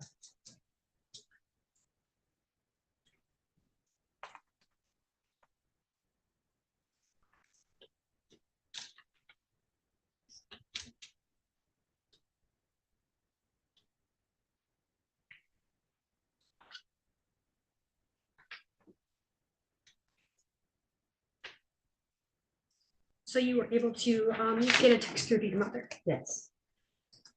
What happened after that message was able to go through? The cops. It took him a couple, maybe not even 5 minutes, once he heard the cops coming and he left, and then they came right after he did. And you spoke with police when they arrived? Yes. And they sent an ambulance to take pictures and everything. Okay. How did you feel when he left? And can you, oh, okay. So I'm going to show you a picture. It's been marked as People's Proposed Exhibit number 1.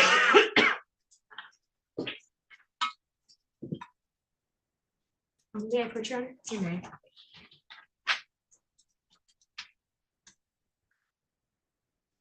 You can hold it or do whatever you need to look at it. Do you recognize what's in this picture? Yeah, I mean. And how do you recognize it? That was the morning that he thought. And does this picture accurately represent what you looked like when you spoke to police? Yes. On November 25th? People who to admit People's Exhibit number 1. Any objections to people? No objection, Your Honor. People's 1 is admitted. Can you describe what's in that picture? Well, my eye's not related to him. My eye was bad before. Your Honor, I'm sorry, objection at this point, it's sort of invading the province of the court, and the court can see the photo, having her describe it, I guess, isn't. There's nothing that she has or she's explaining at this point that the court just can't see from the photo itself. It's invading the province of the fact finder, essentially. Don't we usually have exhibits admitted by having them explain what's in the picture? When it was explained, Your Honor, and that the foundation's been accurately laid and everything, it's just at this point, we've got a photo and I mean, it shows what it shows. Her explaining everything is no different than the court just looking at it. Okay, your objection's overruled. You can continue. So let's looking at that picture, let's kind of start at the top of your face and work down. Where is there something that's not normal on your my face? My mouth is swollen. Okay. And how did it get that way? From being constantly pushed down and trying to, when I was holding my mouth shut. Does it normally look like that? No. Like I said, it was, I had scabs along the whole upper side of my lip.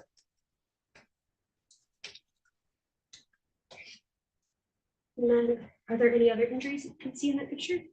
In this picture, no. And then I'm going to show you another picture. This is People's Proposed Exhibit number 2. See it? Yes.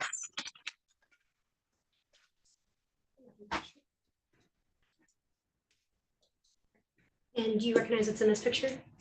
Yes, this one showed my face more puffy, and I had slight handprints on my throat, and that's what they were trying to take pictures of. They only lasted a couple of days, so I didn't take another picture because it didn't get any darker. And does this picture accurately represent what you look like when you spoke with police that It on does. November 25th? Yes. People moved to admit People's Exhibit number 2. Any objections to people too? No objections, thank you. What's admitted? So we're gonna do the same thing that we did with the picture before. Can you point out something that is different about your face than how it normally looks? Mainly my mouth was all swollen and hurt. Yeah, I would just say my mouth, because you can't see any swelling on my throat or anything, so. Okay. And you had said that they were trying to take pictures of handprints. Yes. Why were they trying to do that? Because I had a hand. Objection, Your Honor, this again calls for speculation, trying to assess what the photographer was taking pictures of and why. Do you want to respond to the objection? I'll rephrase. Thank you. Objection sustained. Did you communicate to the first responders or the police any sort of injury to your neck or throat area? I told him he had grabbed me and thrown me, and he grabbed me by the arms, he grabbed me by the throat, he was holding my mouth shut. So it was all very sore to touch and all swollen at the time. So that's why it looks. And is that how your face and your neck normally look? No.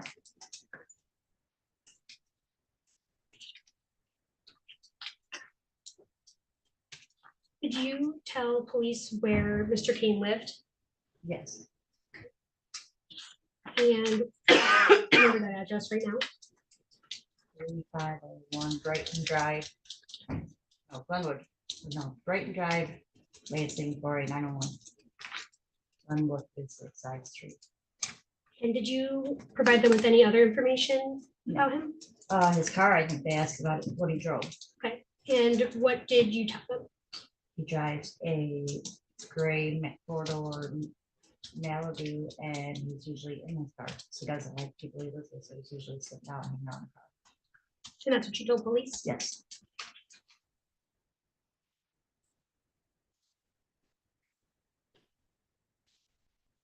So you said you had known Mr. Kane for, you said about a decade? Mhm. And that you had been in a romantic relationship? Not the whole time, though. Oh, not the whole time. Just the last year. Would you recognize him if you saw him today? Yes.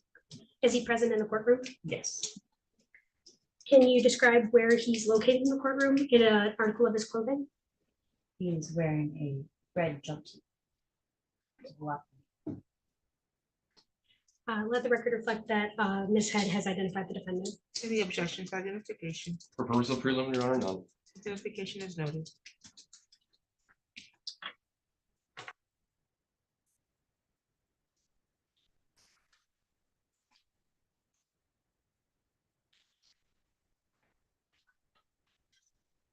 Further questions? Ms. Head, I have a question. Now your address 4245 West Jolly, it's lot 237. Correct. Okay, you indicated briefly that you believe it's on the line that it may be Eaton County. Yes, some of my paperwork that I have received, it all says Eaton. Actually, not some, all of it says Eaton County, so I don't understand. Okay, so you believe your address is in Eaton County. Is it less than a mile from Ingham County? Or Yes. more than a mile? I would say less. Okay, thank you. Cross-examination. Thank you, Your Honor.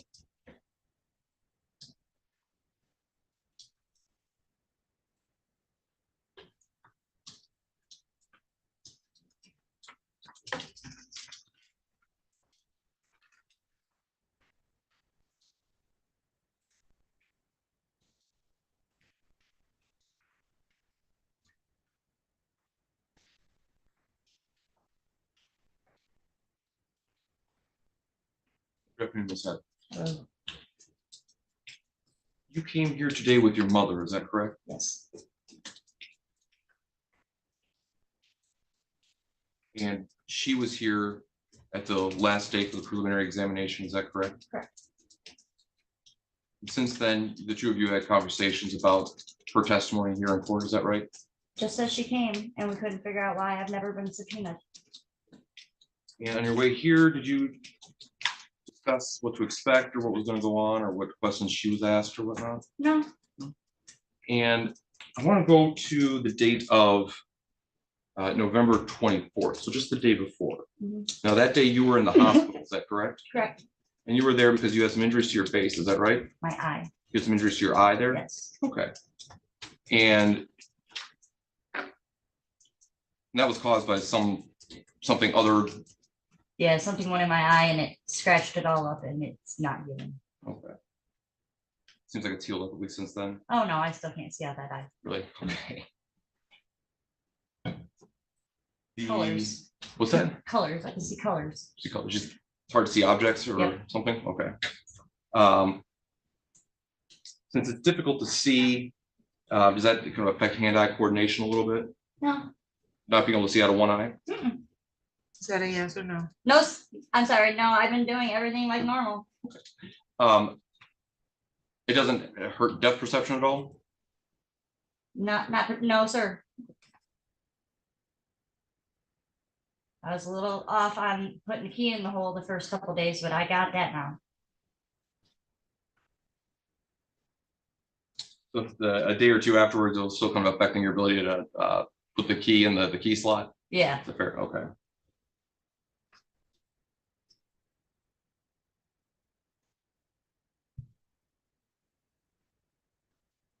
You own a dog, is that correct? Correct. And on 11/25, the dog was present in your home, is that right? Yes. And little dog? Medium. Uh, Australian Shepherd. Australian Shepherd. At the time, was the dog still little or young, I should say? Oh, it's young. It's just at its full size. It's about 40 pounds. Comes to my knees. What's the dog's name? Charlie. All right, and you said that the dog was with you that day on 11/25, is that Yeah, right? he was in the kennel, thankfully. Now And then sorry, you indicated to police that you take medications, is that right? I take an antidepressant. Okay. Well, specifically, you said it's necessary for sleep issues, is that right? Oh, yep. I have antidepressant and trazodone and yes, Okay.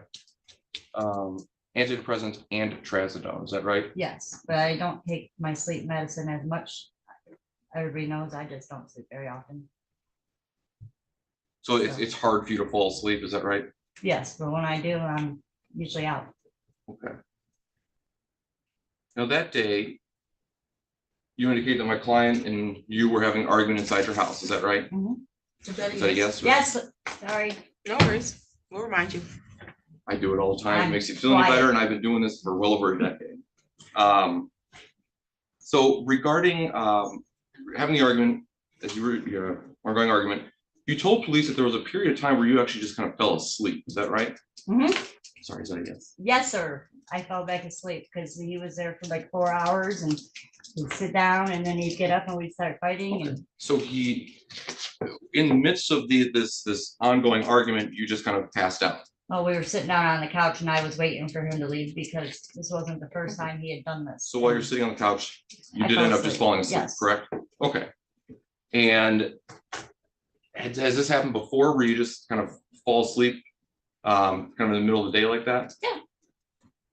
And does it ever happen where you fall asleep and wake up for an unknown amount of time later? No. Well, here you fell asleep for about a half an hour, is that right? Yes, because I was waiting for him to leave, hoping he would just go. So you fell asleep for about a half an hour though, right? Sure, yes. Now, while you're asleep, you do have this dog that's in the house as well, right? In a kennel. In the kennel. The dog was in the kennel the whole time? I'm pretty sure it was Pat that let him out at the end, but Pat, he's afraid of Pat because he tries to kick him and he Oh, I'm went to bed sorry. in my During house. the argument or while you were asleep, do you know was the dog in the kennel at that time? Or were you Yes. uncertain? Nope, he was in the kennel when Pat was getting him.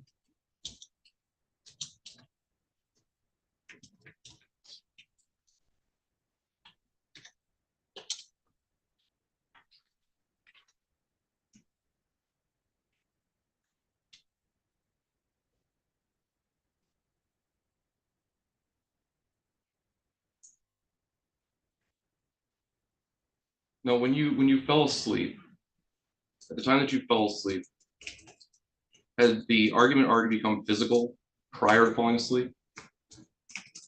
Yes, it came physical and it stopped. It went on and off all morning. So there was physical fighting that occurred prior to you falling asleep. Is that right? Sorry, but yes. Yes, sir.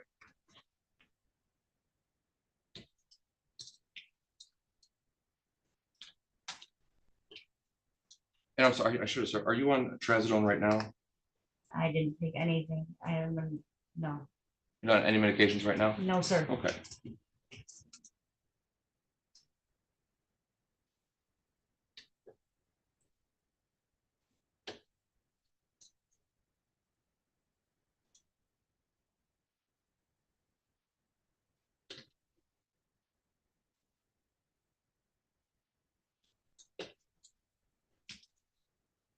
You indicated at that time too, you had a cold, was that correct?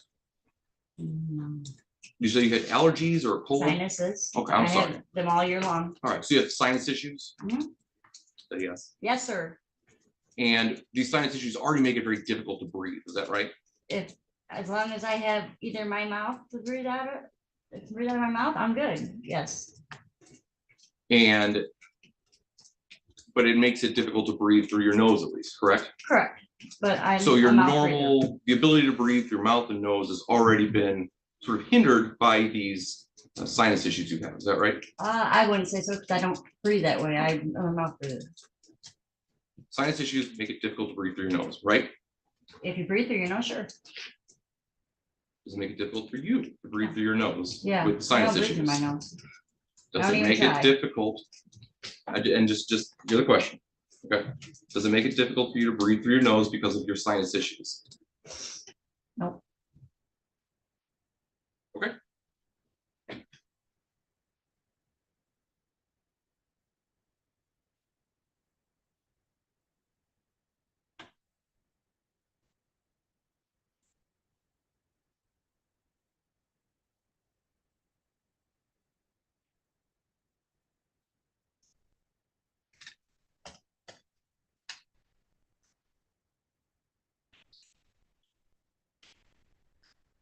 Now, when paramedics did arrive later that day, you refused medical treatment, is that right? No. Did you go to the hospital with them? They checked me out and said I was fine and that they didn't see any reason for me to go to the hospital. Unless I wanted to go see about my eye for the second time. And so based on their advice, you stayed home? Correct. Okay.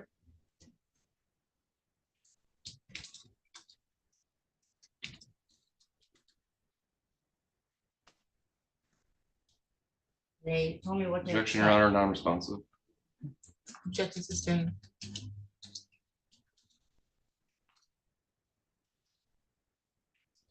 One quick moment.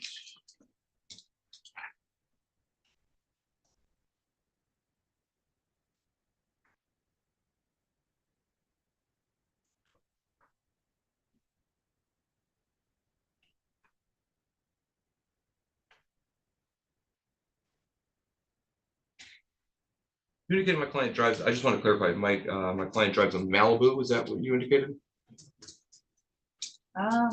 Pretty Saturn Aura. but yeah. Okay, wait, that's Sorry, different from a Malibu. You're right. I said Malibu this time, but it's a Saturn Aura and that's what I told the cops. I don't know why I was thinking Malibu. It's a 4-door gray with black windows. No carpet in the bottom. Seats are tore up.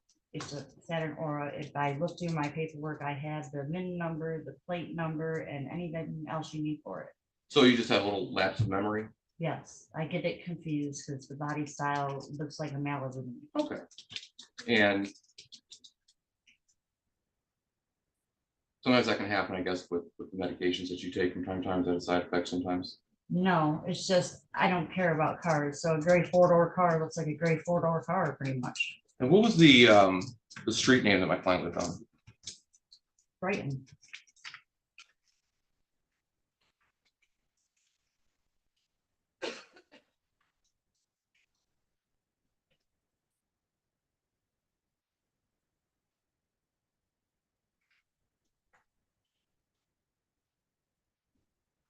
One quick moment, Your Honor.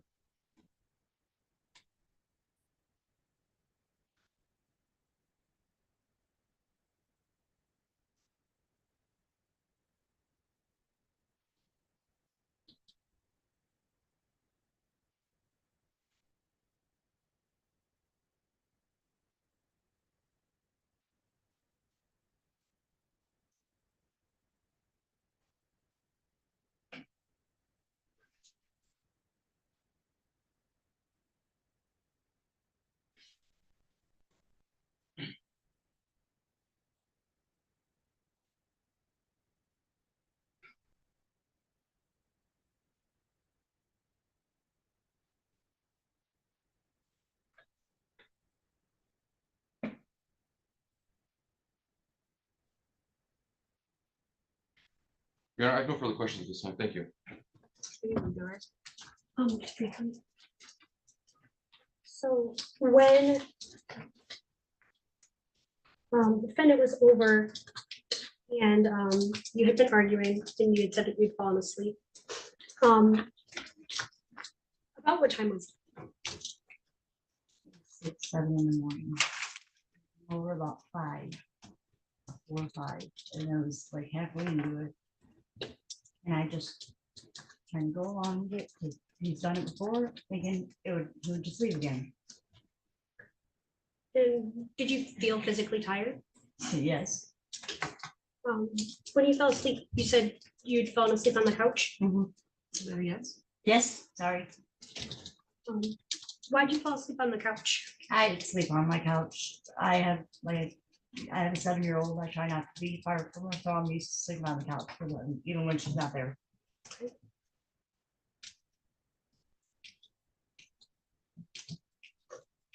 But when you were woken up, you were sleeping in your bed? No, I was on the couch. Oh, you were. I was like right across the door, and it was like a loud policeman.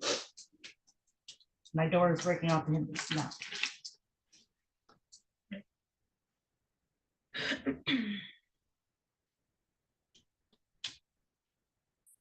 No further questions. Okay, I have some questions. As they relate to the alleged injuries, you testified that the defendant was throwing you around, he grabbed you by your arms, is that correct? Yes, ma'am. Okay, and that you ended up with a busted lip? Yes, ma'am. Okay. It was pretty much a straight line right across my lip from where my dentures cut into them. Okay, and that was caused by what? Him forcing his hand so hard on my mouth. Oh, okay, so he forced his hand over your mouth. Do you know about how long that took place? Oh, he did it a few times, so Okay. however long it took me to fight it off. Okay, did he ever place his arms around your neck? No, maybe a hand, but not long, only enough to like push you up against the wall. Okay. Push you up against the wall by placing his hand on your neck, you're saying? Okay, and then when his hand was over your mouth, did that restrict your airflow? Yes. Okay. Any cross-exam or redirect based on that? No, Your Honor, thank you. No, thank you, Your Honor. Okay, you may be excused, Ms. Head. There's a sequestration order, so that means you can't discuss any portions of your testimony with any other witness, okay? Okay, thank you. Thank you. You can call your next witness. Nope, you're good. You can go.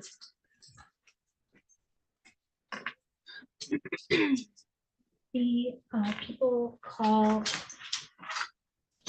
Officer Erica Haffley. You can approach counsel.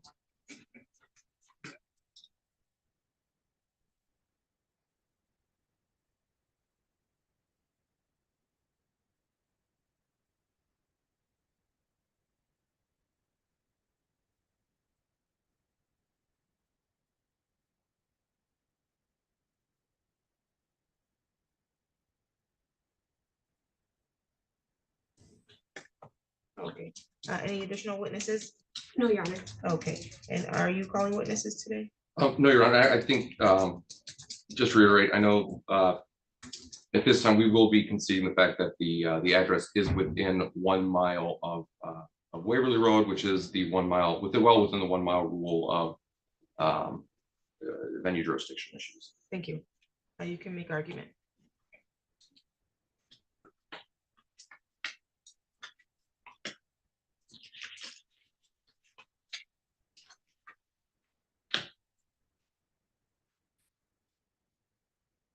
We heard testimony from Ms. Julianne Kemp, who's the mother of the victim in this case, and from Ms. Jamie Head. Both of their testimony clearly or make it clear that this incident took place on November 25th, 2023, that it took place at the 4245 West Jolly Road address, lot 237. And Ms. Head was able to identify Mr. Kane based off of their decade-long knowing each other for a decade and being in a year-long romantic relationship. Ms. Head's testimony established the elements to a probable cause standard for the charge of assault by strangulation or suffocation. While in this instance, it was not a strangulation, which is generally typical, the jury instructions provide that blocking the nose or mouth is a sufficient way of affecting a suffocation, so long as it was a forceful, violent, or offensive touching of another person, which very clearly this was. Mr. Kane put his hands upon his head in a number of ways, but specific to the suffocation, he forced his hand over her mouth multiple times, having knowledge of the fact that she had sinus issues, making breathing already something difficult. Having knowledge of those issues, he decided to exacerbate that and to take away her one remaining means of breathing, which is through her mouth. He was so forceful in his actions that he actually cut her lips with her dentures, or cut the inside of her lips, or caused them to scab up. And she was not able to breathe like normal. She did not want it to happen. She was scared. She thought she was going to die. And because of that, she was able to fight back. But it's very clearly that the elements of assault by suffocation were established. Those actions taken by Mr. Kane repeatedly were intentional. They impeded her ability to normally breathe, and they were blocking her nose or mouth. Next, both Ms. Head and Ms. Kemp's testimony established the elements for interfering with electronic communications. Mr. Kane, when he was able to see Ms. Head's phone, he was able to know what she was doing, and she was obviously trying to call for help. And when she was trying to use her phone to call for help, to call 911 or to call somebody, call her mother, he repeatedly, at least 3 or 4 times, took the phone out of her hand and threw it across the room, or got rid of it, or got it away from her. This prevented, or at least delayed, her ability to get help. This was through a phone line that she was authorized to use. Based again on the repetition of his actions and the context of the situation, it's clear that the defendant did this willfully, maliciously. He did this with purpose. He did this to stop her from getting stop her from coming. As further evidence by the fact that he said that he was leaving as soon as it was clear that police were coming to the residence. Further, the elements for domestic violence were also met. Because again, there is a previous romantic relationship between the defendant and the victim, Ms. Head. Ms. Head testified that she was forcefully and offensively touched by on her person by Mr. Kane against her will and intentionally done. And it was clear again by the severity of his actions that he intended to commit this battery or to make her fear that he was going to hurt her in some way. And again, based off of the injuries shown by her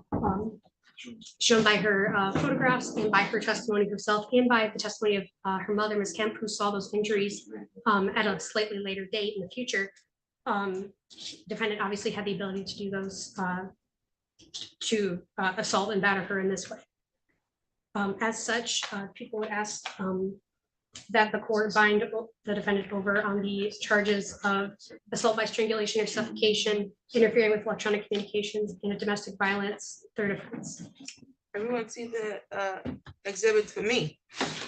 Oh, my apologies, Your Honor. May I approach? Yes. I'm sorry, did you say domestic violence third offense?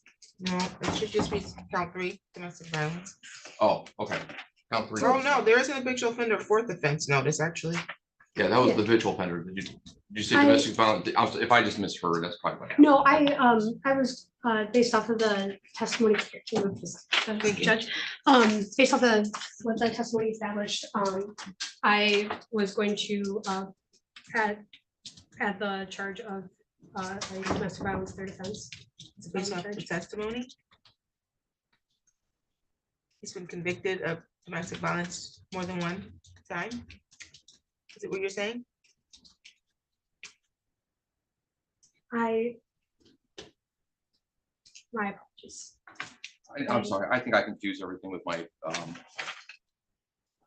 did you mean that the habitual offender fourth notice? Is that what you were?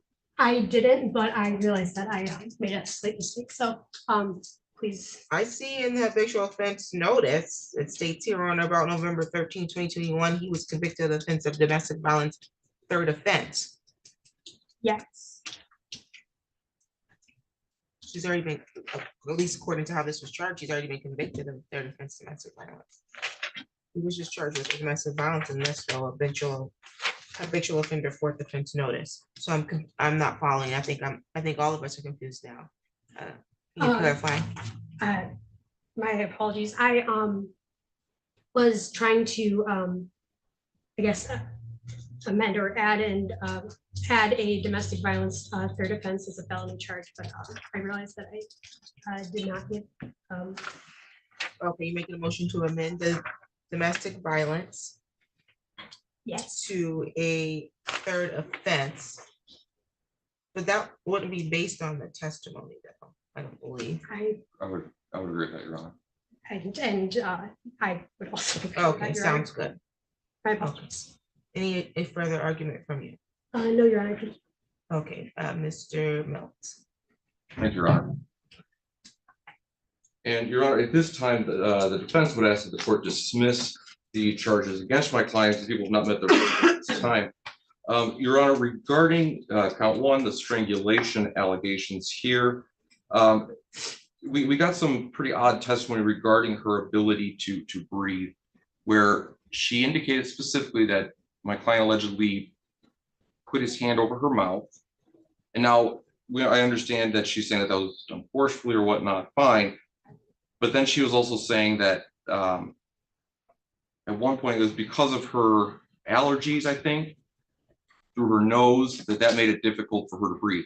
She indicated very specifically that he only put his hand over her mouth, not over her nose. She said that because of her allergies, that made it difficult to breathe. Then when I started questioning her, it became, oh, no, I can breathe just fine. We had that lovely little soliloquy between the two of us, at which point she eventually said, oh, no, I can breathe just fine. So there's some real discrepancy there if she's saying that her ability to breathe because of my sinus problems, which is exactly what the prosecutor relied on, is the fact that my client knew that she had these sinus issues, knowing she had these sinus issues, which again, I don't think was actually brought in evidence. My client had any knowledge of this, but assuming so, it was because the hand was over the mouth and knowing that she had these sinus issues. That's what inhibited her ability to breathe, or I'm sorry, that's what makes this a strangulation. But then she indicated that no, she can breathe just fine. So knowledge of a sinus issue is not an element. Correct, Your Honor. But her ability to rule breathe says in paragraph or this fourth paragraph sentence, third, that the battery was committed by strangulation or suffocation. Strangulation or suffocation means intentionally impeding normal circulation of blood or breathing by applying pressure on the throat or neck or by blocking the nose or mouth. Who cares if you have sinus issues? Right. And that's my point either. The sinus point only matters to the extent that we don't know whether or not her actual breathing was impeded. There's some clear discrepancies in her I statements. asked her. The court did, but when I very asked her, directly for that particular reason, right, because I believe that what was stated on her direct got a little confused in her cross. And I don't know if it was because her testimony in relation to your question about her sinus issues was something that should lack credibility, or if that she just really didn't understand or was defensive about the sinus issues. I don't know. I did think that exchange was different. I didn't understand why she told us that she had sinus issues, and that because of those sinus issues, him placing his hand over her mouth made it more difficult for her to breathe. Then when you asked her, did her sinus issues make it difficult for her to breathe? She said no, and that she doesn't even try to breathe through her sinuses. I don't know why that happened. I really don't.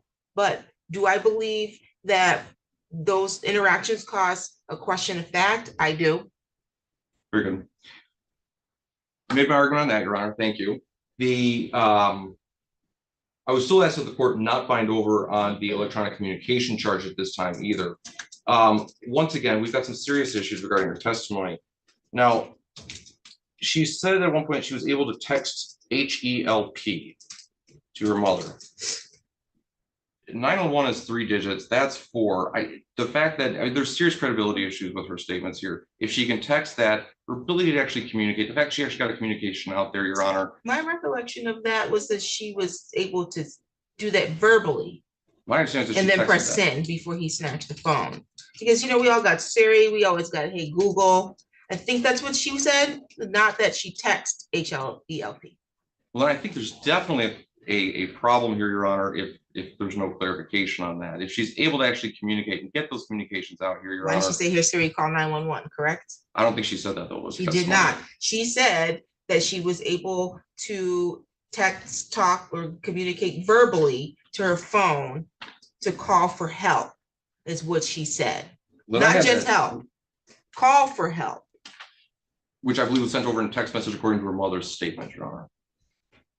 I read that that's likely, but her statement today was that she was able to verbally tell her phone to call for help and then press send to her mom before it got too late. And if what she's saying is the truth, and that includes her saying that every time she tried to get her phone, he would take it from her, calling 911 for them to hang up wouldn't be very effective, no? If that's the truth. Because he's gonna take the phone and hang up. I don't. If that's what she's saying. Correct. My point here, and I'm not trying to argue with the court. I know, I'm just trying to understand your argument. My argument here is that she was able to actually get a communication out. I think it was shown by the fact that, in my estimation of how she explained it, was she was able to, and that's just the argument I'm trying to make. I agree. That's what she said. And I don't, if that's the fact that, let's say she had got a communication out and called Domino's Pizza and had them call for help, does that mean that she didn't have an attempt with somebody trying to make an electronic communication for her? She's trying to get someone to call for help. Who cares who calls for help? Because it has to be the authorized communication here, Your Honor. And I think if nothing else, it's no different than when my wife took my phone away from me when I tried to call Domino's Pizza. She's trying to call for help. She's not calling Domino's to order a pizza. And she's calling them to say, get me some help. Correct. And I apologize. I'm being held with outside of my will, which I don't understand why we're not adding that. Right. The fact that she is trying to make, and whether or not she's trying to make an authorized communication, though, is the ultimate question here.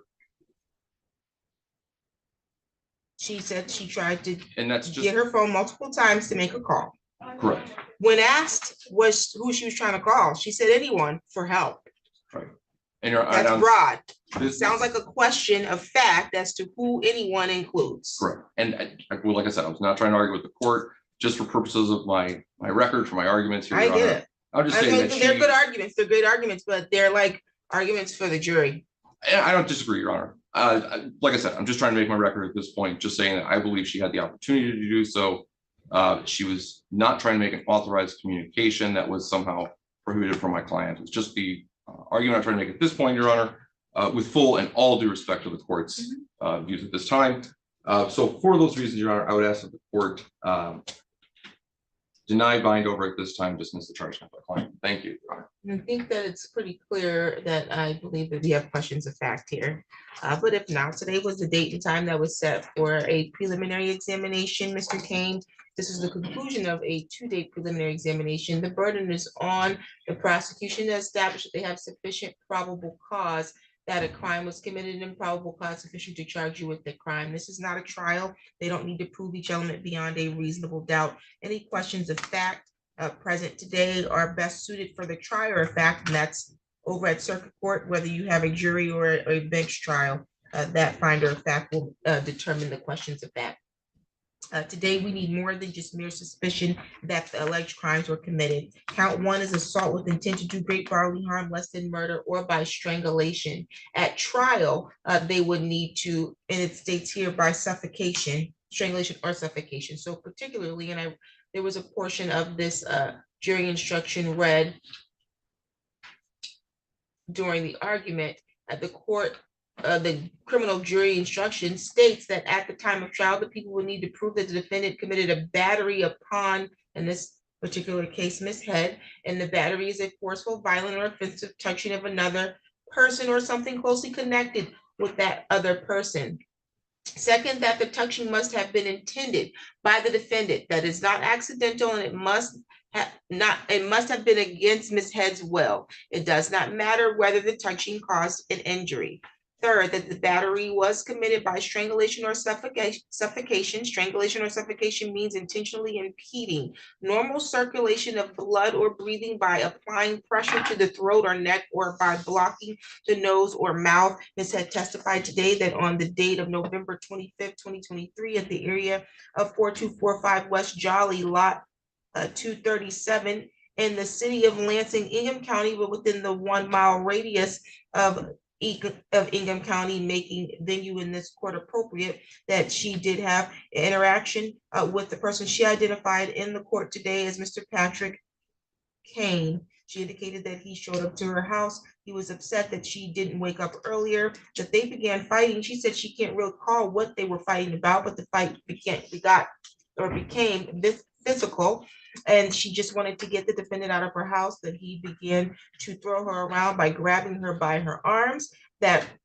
he placed his hands over her mouth. She testified on direct examination that she has some pre-existing sinus issues, so it caused difficulty for her to breathe. On cross-examination, when questioned about the sinus issue, she indicates that the sinus issues don't cause her difficulty to breathe. It should also be noted, though, that she did indicate that she doesn't even try to breathe through her sinuses because of her sinus issues. So in her head, she's thinking breathing means through her mouth.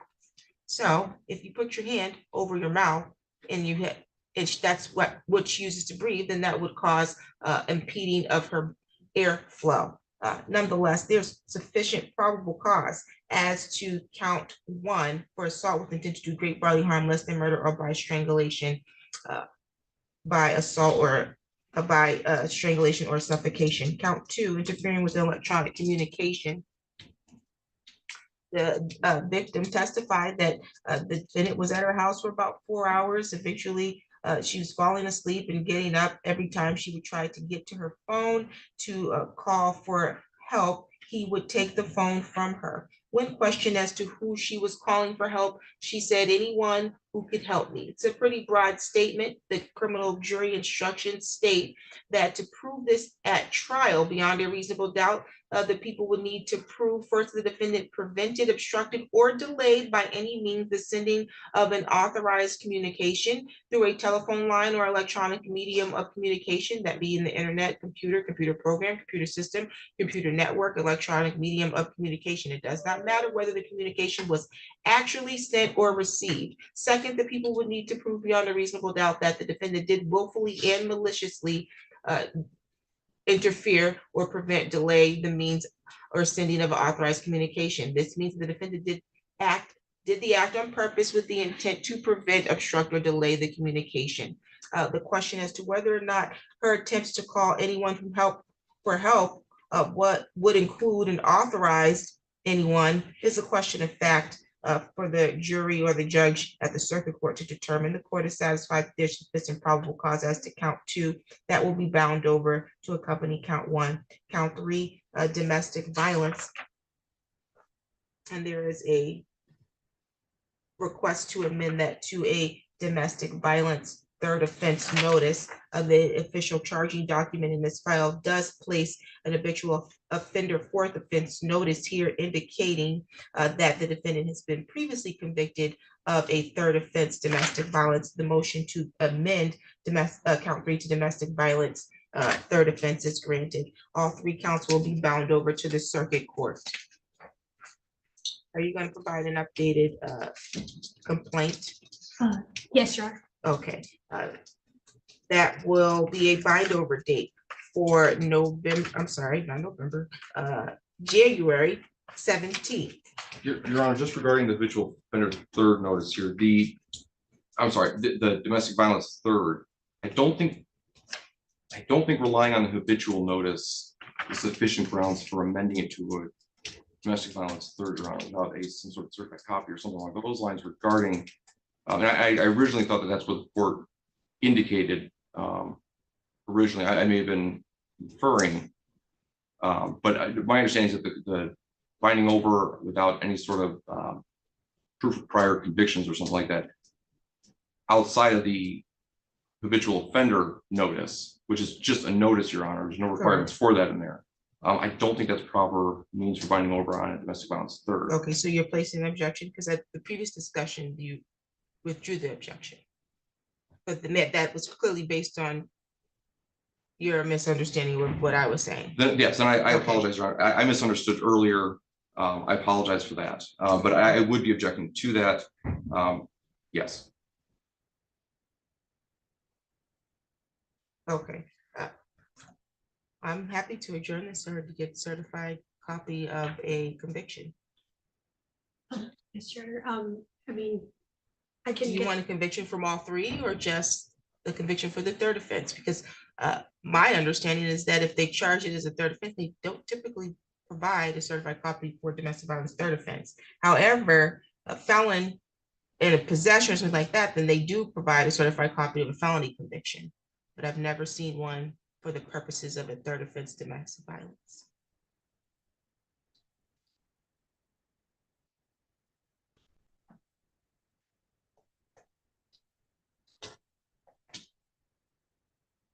Your Honor, at this point, having not been provided any of these other documents or anything else along these lines, it just puts me in a position where I'm feeling just a touch blindsided at this point. I get it, but we can, I think the best thing to do is to continue this so that she can go back to her office, you can go back to your office. No, Your Honor, I would ask that the court not do that at this time. My client's currently sitting here on dead time. Once again, this just serves to, even though the people have not brought forth the necessary evidence at this time, it does nothing more than hurt my client. Serving dead time at this point, and just continues this ongoing service of injustice towards my client. For that reason, Your Honor, we will not be objecting, or we withdraw the objection regarding the court's bind over on a domestic violence third at this time.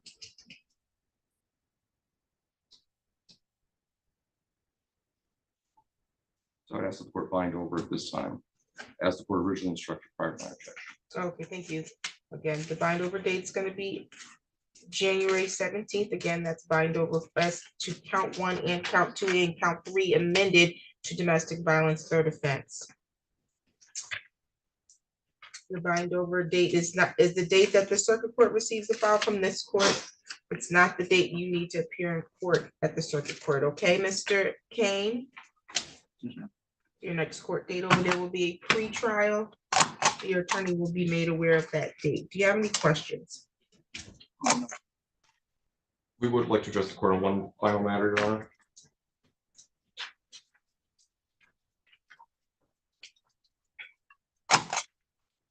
Yes. Thank you, Your Honor. As the court is aware, my client is currently on parole. We would ask the court to consider allowing him to be released to Jackson so we can take care of some of his parole violations here. It's also my understanding that it's, and I don't understand this, but from what my client says, it's easier for him to get medications in Jackson. He is being provided some medications here in Ingham County, but he's not able to get all of them at this time. I don't understand the full logistics of that, Your Honor. However, I do understand the fact that he wants to at least kind of get going regarding parole violations. He thinks that after today's hearing, this will likely have an effect on that parole, and he would just like that to begin, if at all possible. So we'd like the court to consider or ask if he could be released to Jackson, Your Honor. But I hold him from being released to Jackson. His bond is 50,000 cash surety. He posts the bond, he gets released. Can't afford the bond, Your Honor. You're not asking for me. You didn't ask for me to change the bond. You asked me to release him to Jackson. He can go to Jackson as soon as he posts his bond. Correct, Your Honor. In that case, I apologize. If the court would consider reducing his bond, that would allow him to be released to Jackson. Obviously, he cannot pay that, so we'd be asking for some sort of PR bond or other means that would allow him to get out to Jackson, Your Honor. A conditional release or something along those lines. The prosecution want to respond. Your Honor, we would ask that bond remain the same in this case due to, again, the severity of the conduct from the defendant towards victim in this case. Additionally, based upon the facts Or based upon information from the police report in this case, there's some indication that Mr. Kane has a history of covering his tether in his GPS tether in tinfoil. So he poses significant flight risk, and so people would find it inappropriate to decrease bond in this case. That was the information that was provided to the court at the time of arraignment, which is what the court relied on in setting its bond appropriately to not only secure the public and the alleged victim, but also to ensure his return. The court was provided some information that indicated that he had manipulated his MDOC tether. So I think bond as said is appropriate. 50,000 cash surety will continue. Of course, he can renew his motion for his bond over at the circuit court. Any additional matters for the record? Other than people, Your Honor. None Thank from you. the defense. Thank you, ma'am.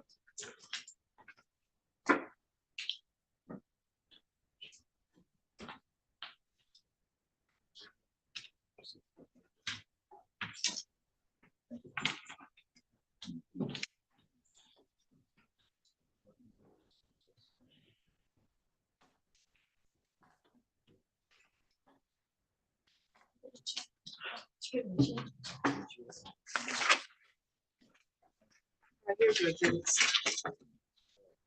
Thank you. Um,